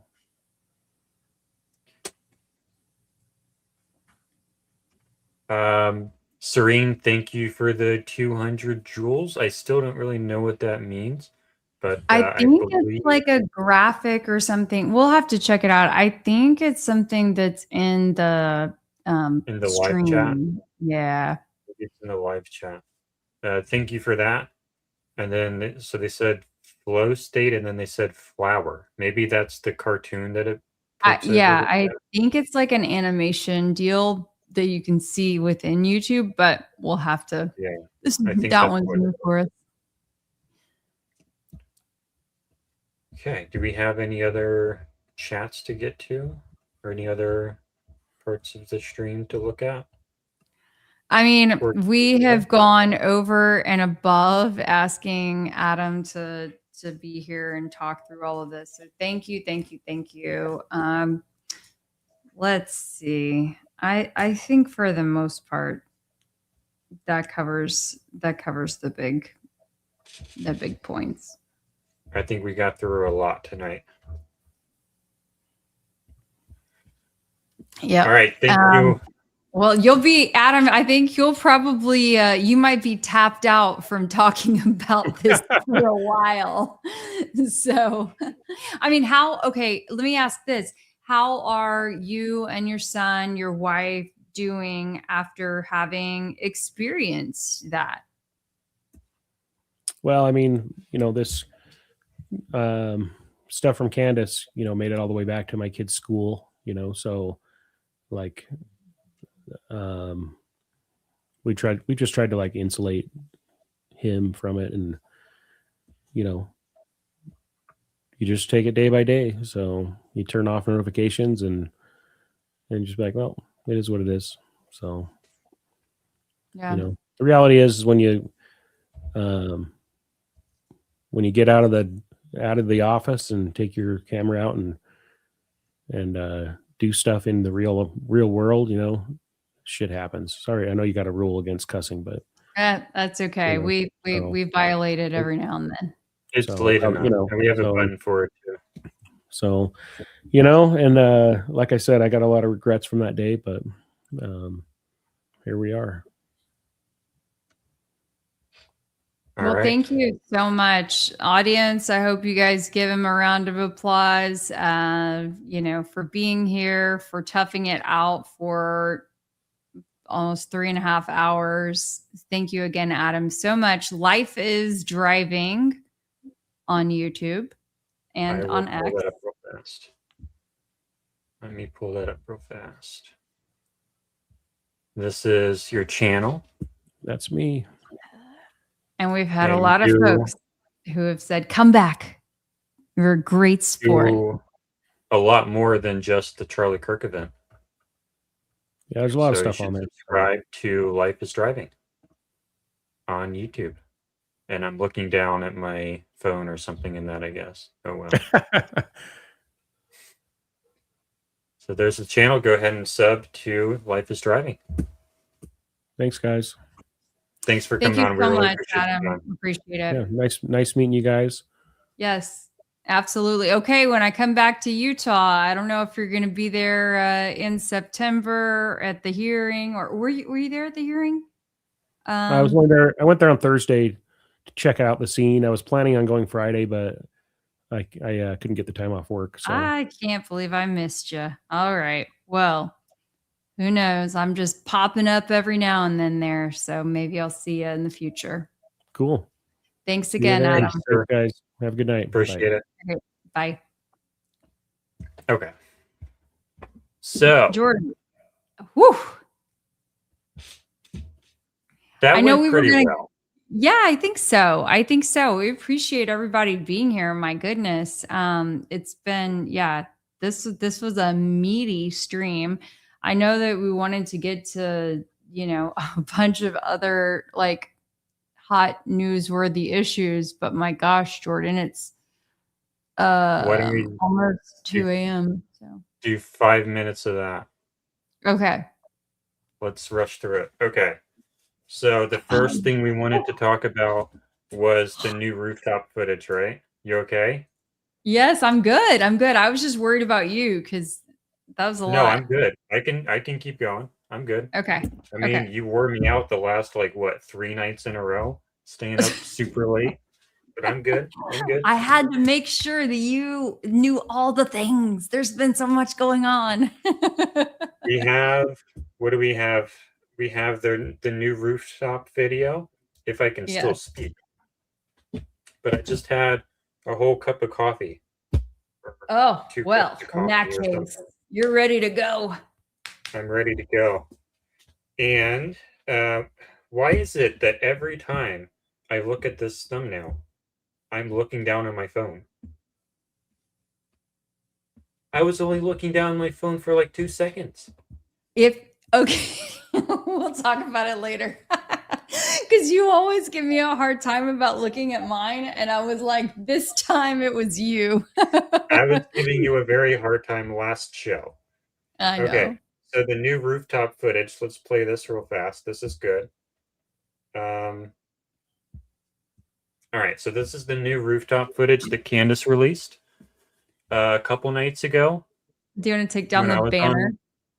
When I was on Candace duty, yes, I can take down the banner. Boom. So this is the rooftop video of suspect going out to the rooftop. And this is serious time because some people believe that this is when Charlie was killed and that this is the person who killed him. We don't believe that Charlie was actually killed, but we do want to have respect for the people who think this is what happened. But this is basically the exact same footage that was played in court, only this time the camera is much closer to the screen playing the footage, so it is much clearer. And what we see in this footage, some of the things that were pointed out by Candace were that there's a flash right here. Oh, the little like circle. That? No, that's X. Oh. That's just the loading thing. Oh, But- what looks like a flash in front of him? Or the Yeah, hold on. Let me just pull it. Let me pull it out in my video editor because X is like not helpful right now. Can you read some chats or something? While Yeah, I I was just going to talk to the chat for a minute. You guys, that was really fun. You know, I mean, I think that we were able to cover a lot of ground and, you know, do it tactfully. This is a non-traditional format.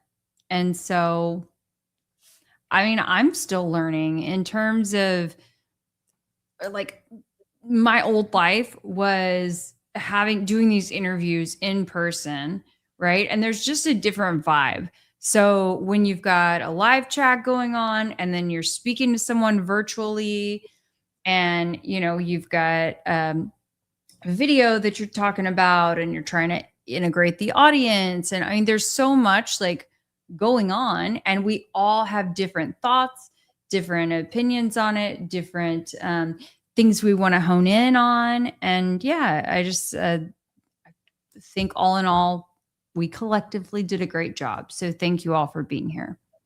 Yes. And you did a great job, Kelly. Well, thanks. You too, Jordan. Thank you. Thank you. Okay, I have this in my video editor now so we can actually see it properly without the spinny thing coming up every 2 seconds. All right, so what we see him do is he runs up here, then he hangs a left, then he does this military crawl. I don't necessarily know that it's actually a military crawl, though. I mean, it kind of seems like you're just ducking while moving. I don't know that it's a super technical military crawl. I mean, you're just going up to the edge of the roof, keeping a low profile. Mm-hmm. I mean, maybe someone in the military who's trained that before can tell me otherwise, but to me, it just seems like he's moving. This is the flash. You see? Oh, in front of him. Yeah. Yeah. And Resolve, like this is why I do not use Resolve. I cannot zoom in on this. I wish I could zoom in. This is why I use Blender. But that's the flash. I mean, could it be a car or Not that one. But we do have Because God, it's- I can't zoom in. Oh, it's okay. Because you do do see that. it on the roof part still. I'm gonna drag and I drop think- that into Blender because I have to be able to zoom in. Okay. I must be able to zoom in. You must. You have no you idea must. how infuriating this is. Okay. So, in the meantime, I'm going to pull up 2 comments from, I hope it's Mary, maybe it's Mari, or please feel free to DM me and correct me on the pronunciation. But, all right, KR, as a Oh, longtime it's Mary fan- Stew. It's Mary Stew. Yeah. Well, I think it's Mary, but I'm just Mary. saying if it's Mari, I want to make sure that I'm saying it properly. As a longtime fan and viewer, why is everyone saying that this is the same video from court? It is not. And then, hold on one moment.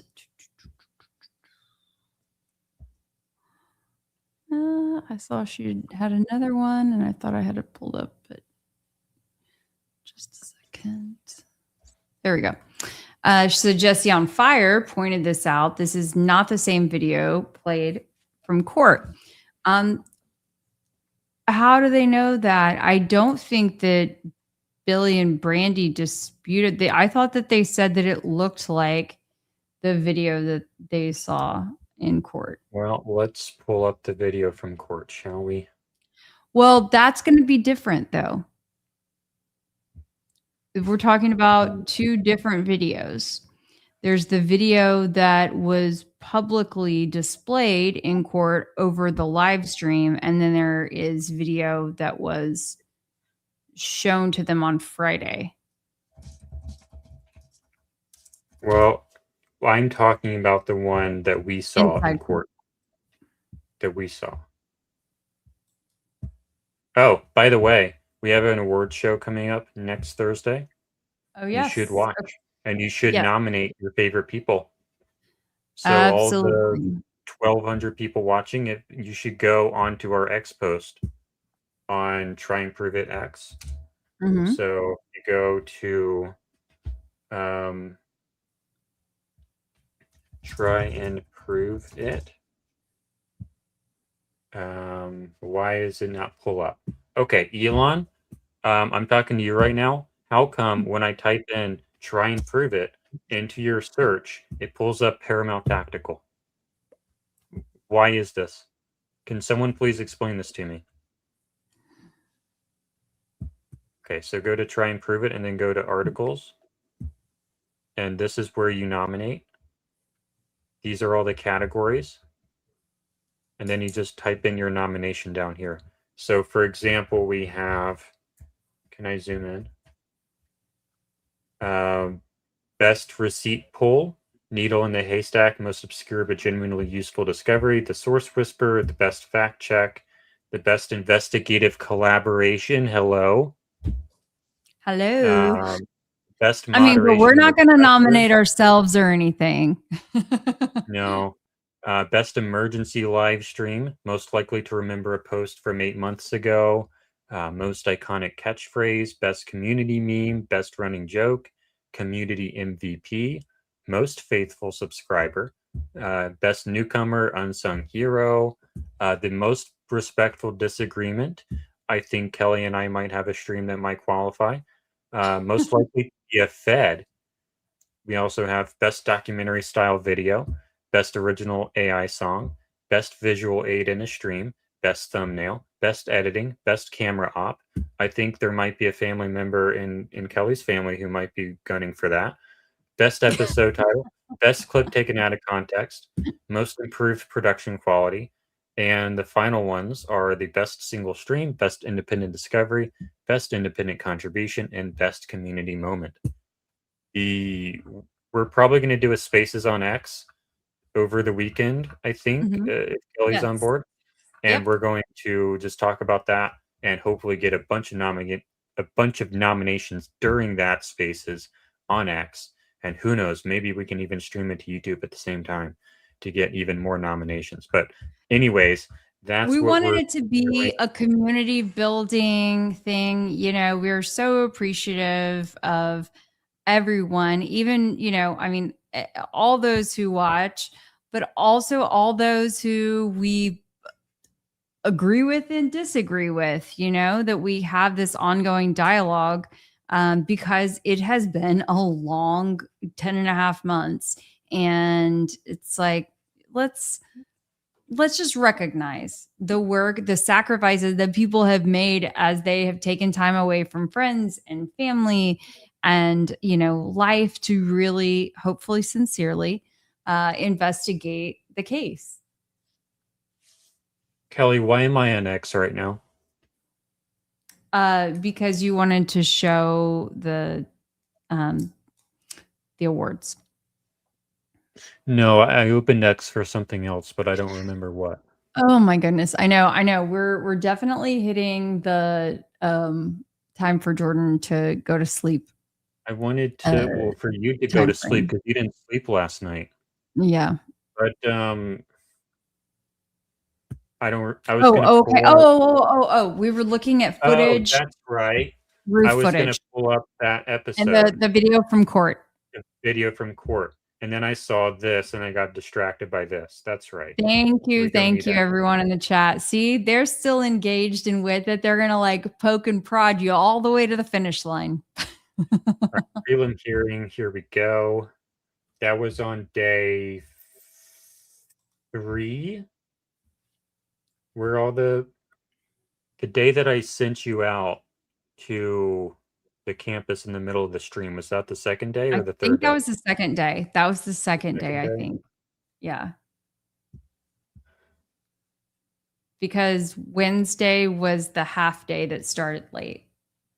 That's right. And so then this would have been around noon. I mean, well, when I left. This was the David Hall day, I think. So it was early. See, yep. So somewhere in there we go.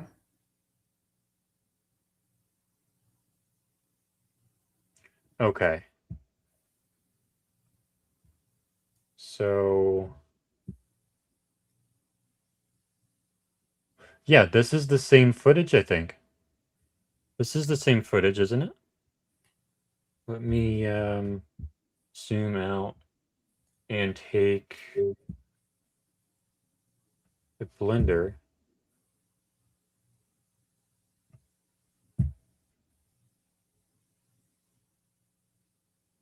I think this could be the same footage.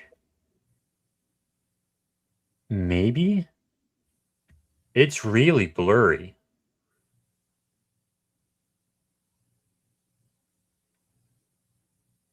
I don't know. What do you think?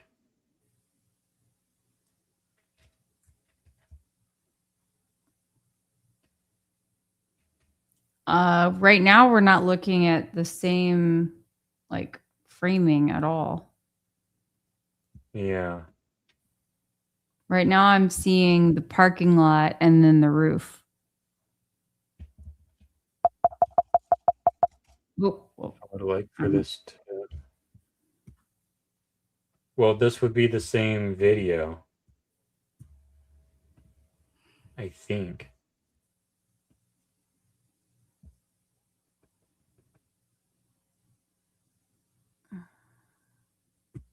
So this would be it.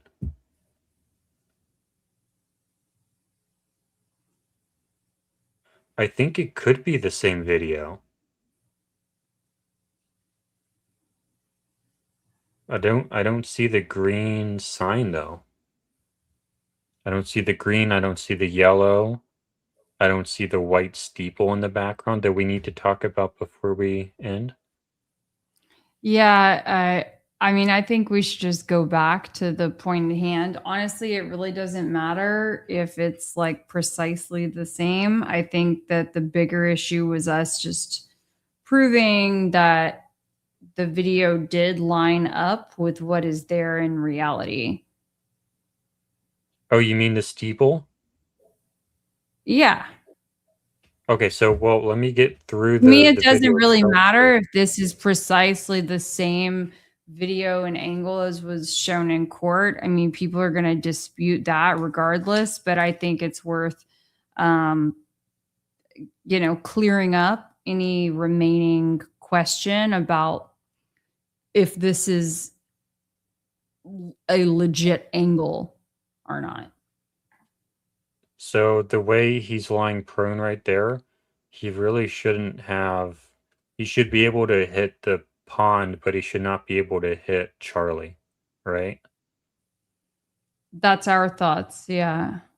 Yeah. He's not close enough to the edge. So the... And yeah, I mean, and in fairness, I think that we were able to get that perspective because of the work that Blake did while he was there.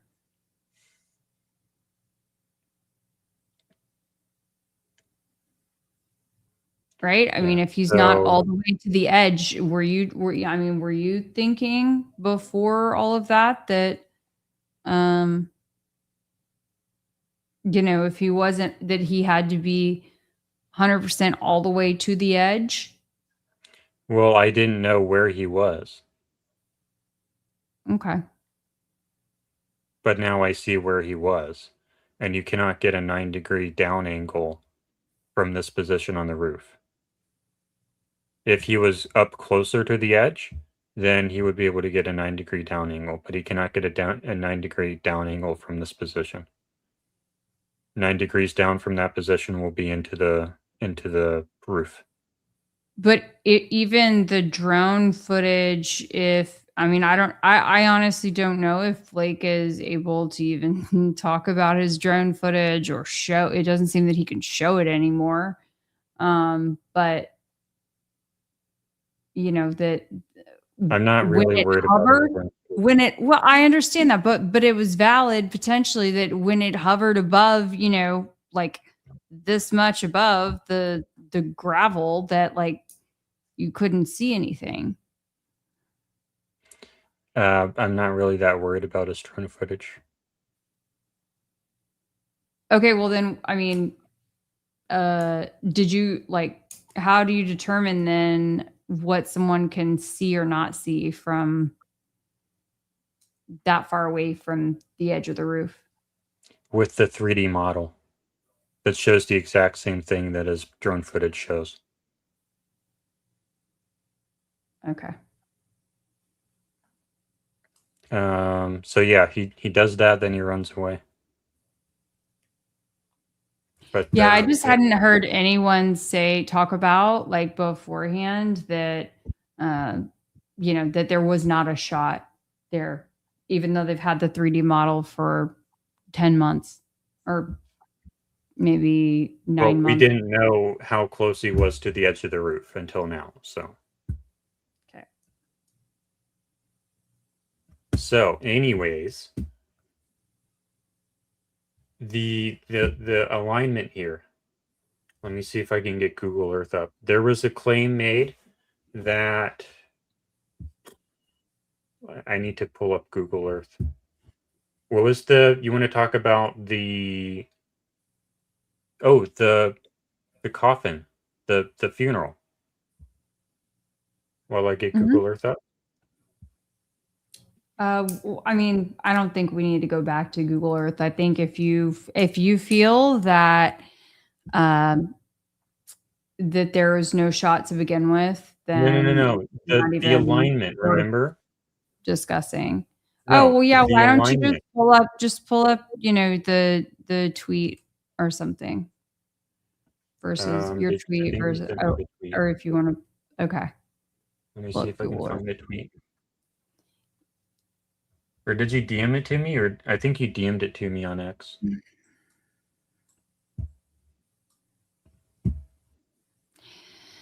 Okay, here we go. Mr. Sice or he deleted the tweet. Mike. Oh, his tweet? Oh no, that would be in our live stream. What? The Blake tweet? No, I'm not talking about Blake. Okay, well then what are you talking about? I was talking about your tweet that was put on Try and Prove It that you made last night. Or 2 nights. I can last pull up night, that 2 nights tweet. ago. Okay, so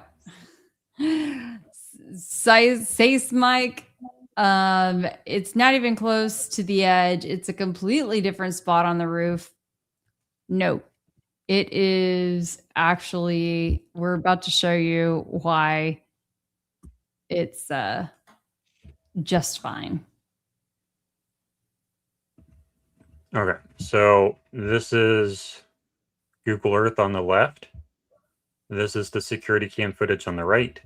There's a claim made that this is impossible, but what they were doing was they were confusing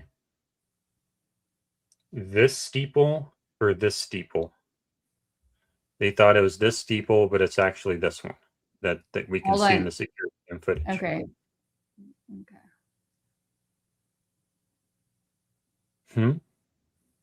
Are you able to, so this picture was confusing to me.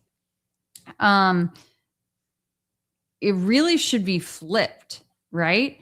Because from the rooftop, they think that they're looking at the Valhalla or whatever, thought that they were looking at the large rooftop.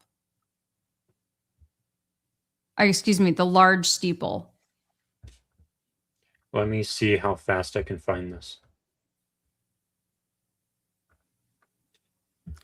So I think that angle needs to be flipped. Last time I was so much faster. Oh, here it is. I already found it. Boop, got it. And the steeple's going to be... Where is it? Right here. So you want it to be like this? Well, I want it to be from UVU. This is from UVU. Like this? Yeah, that's totally different from what you were showing a moment ago. Yeah, it's Well, yeah, flipped. because I had it over here. And in this position, that's not where UVU is, right? Correct. Okay. Do you remember what time it was last night when we were doing that, though? It was 3 a.m. But this is the... I was very tired when I did that. I was not completely focused. But this is over here. Mr. Mike, okay, look, I know that you are not picking up what I'm putting down right now, but I'm going to ask you, sir, have you been to UVU? Have you stood on that rooftop? Who are you talking to? Mike in the chat, Mr. Sace Mike, okay? I'm telling you, bud, like, we've got it figured out, okay? Look. We're going to show you right now. I don't know if is he chatting again or is it the same chat? Yes, he was chatting again saying that it's not. And so I'm just letting him know that we're working on it right now. Don't worry about it, Jordan. You just keep focused on showing. Oh my God, I just broke it again. See how quickly it just completely messes up?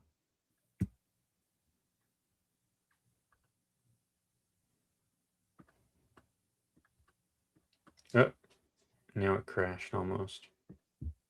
Okay, so you see now it won't let me. This thing sucks so much. See, I can't go down. Okay, you don't have to. Just, that's good. Just go a little forward as to like, okay, just stay right there. No. Okay, stay right there. Can you make your mouse bigger? Because if I can remember which. It's hard to see. Accessibility. Accessibility. Okay. Mouse. Display. Mouse. Maybe. Pointer control. Nope, that's not it.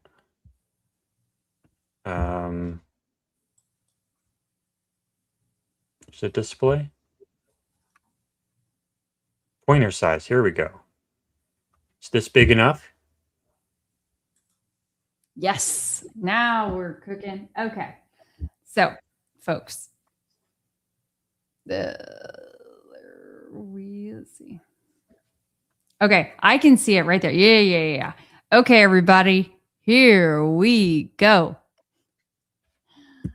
Whoa. Now what'd you do, Jordan? I tried to zoom in a little bit. Oh, okay. Gotcha. Thank you. Sorry, I looked away for a second and then the screen had totally changed. Okay. See, this is Google Earth's fault. Okay. Go ahead. Go ahead. You take it away. So we have two different steeples here. The little one and the big one. Valhalla mistakenly thought that the one we saw in the security cam footage was this one, but it wasn't. It was this littler one over here. So because the camera is right here and it was lined up with Tyler Robbins, or with the suspect on the roof, he thought that the camera must be over here in order to get that lit. Oh, I did not move it that way. Oh my God, man. It's It just okay. It's completely okay. messed everything It up. is all a matter of perspective. That is absolutely right. Illumonic. Thank you. You know, just as when I first went to, and I think Jordan had a similar experience, but for me, when I walked into UVU and experienced the courtyard for the first time, I was amazed as to how small it was, how close the buildings were. I'd heard people talk about that before, but it's one of those things where it's like you have to see it to really understand. And in my opinion, even Google Earth does not do it justice. Even though it is a helpful tool, it does not do it justice given the amount of elevation changes, levels, you know, different things that foliage can vary from season to season. There's just a lot to take into consideration. How you doing over there, Jordan? Did you fall asleep? No, I'm reading a text from Christy, our moderator. Oh, okay. I don't. Okay. So what I was trying to say was Valhalla thought that the steeple in the back of the footage was this steeple. So he thought that the figure must be actually right here. And that was where a suspect was sat down. But that ended up not being correct because it was actually the other smaller steeple. And now it's actually the smaller steeple, this one over here.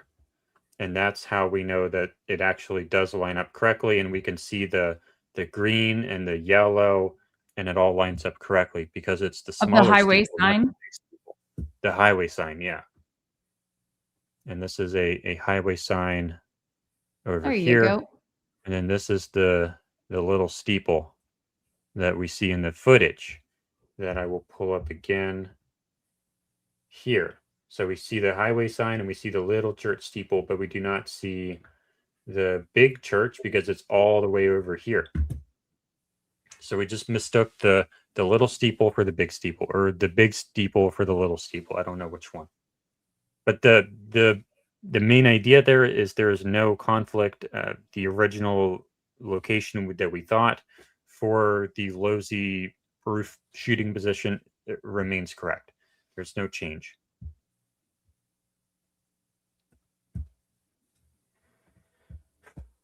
Okay. Yeah, I mean, I think that's probably good for this evening. You know, look, it was a big We should mention the funeral though, right? Because that's our thing, the fake death thing, right? It is. We can mention it really quickly, but I think it would be better to do a separate stream on it or something, because I think we are really running on fumes at this point, Jordan. You know, it was a big week, I think, for us in the fake death community, given the amount of things that, I don't know, intentionally or not, I feel that Candace had mentioned that would apply to someone who was potentially faking their death. Yeah, so he wasn't buried apparently, or there's like a lot of drama and a lot of secrecy around, you know, whether or not he was buried, and people were not allowed to see anything. And it was really sketchy and really weird, but we can talk about it another time. Mm-hmm. That coupled with the idea that essentially Timpanogos Hospital emergency department was evacuated, basically, sounds absolutely bizarre. All before the incident. All of these things are sounding very, very strange. If true, because granted, you know, I don't have independent confirmation of any of those things, nor do I think you do, but we are relying on what Candace has said? And if so, that's a big deal. Now, of course, she said today, Jordan, I will remind you, she said today she is on Team Road Mike. So I can't give her, 100% A+, but I will say, do you need to evacuate the whole hospital of everybody, all these people, just to hide that, oh, the wound in his neck was actually from this? No, the only reason you need to clear out the whole hospital before is because Charlie isn't even a patient.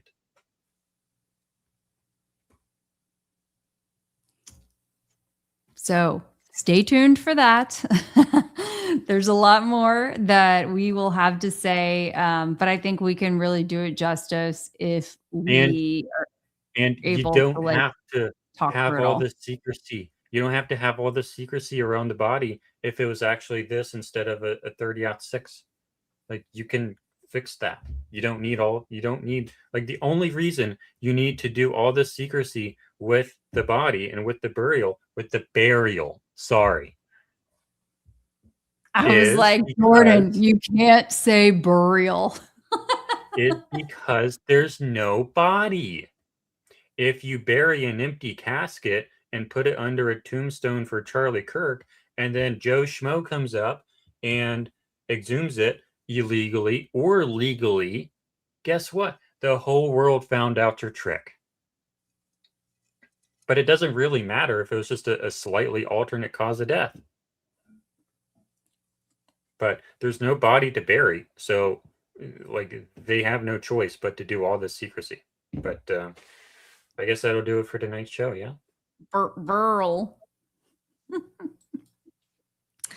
Yeah, thank you guys so much. Really appreciate it. I see Christy had said, I think they evacuated because the shooter is still on the loose.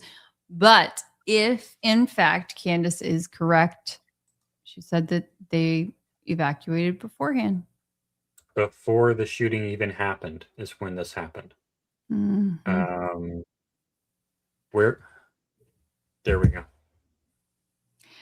Special request for that. I know I need to start keeping them in here. Hold on. Just because this will be the hand finale. How about that? Mm-hmm. And we're about to hit 4 hours. So thank you everyone for watching Try and Prove It. You should definitely subscribe. We have a lot of new people in the stream tonight. You should definitely go over to YouTube if you're not already on YouTube, and you should definitely subscribe to the Try and Prove It YouTube so we can get up to 1,000 subscribers.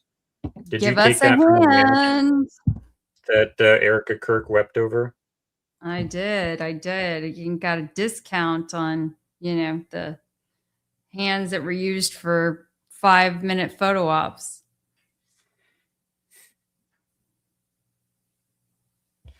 All right. Good night, everyone.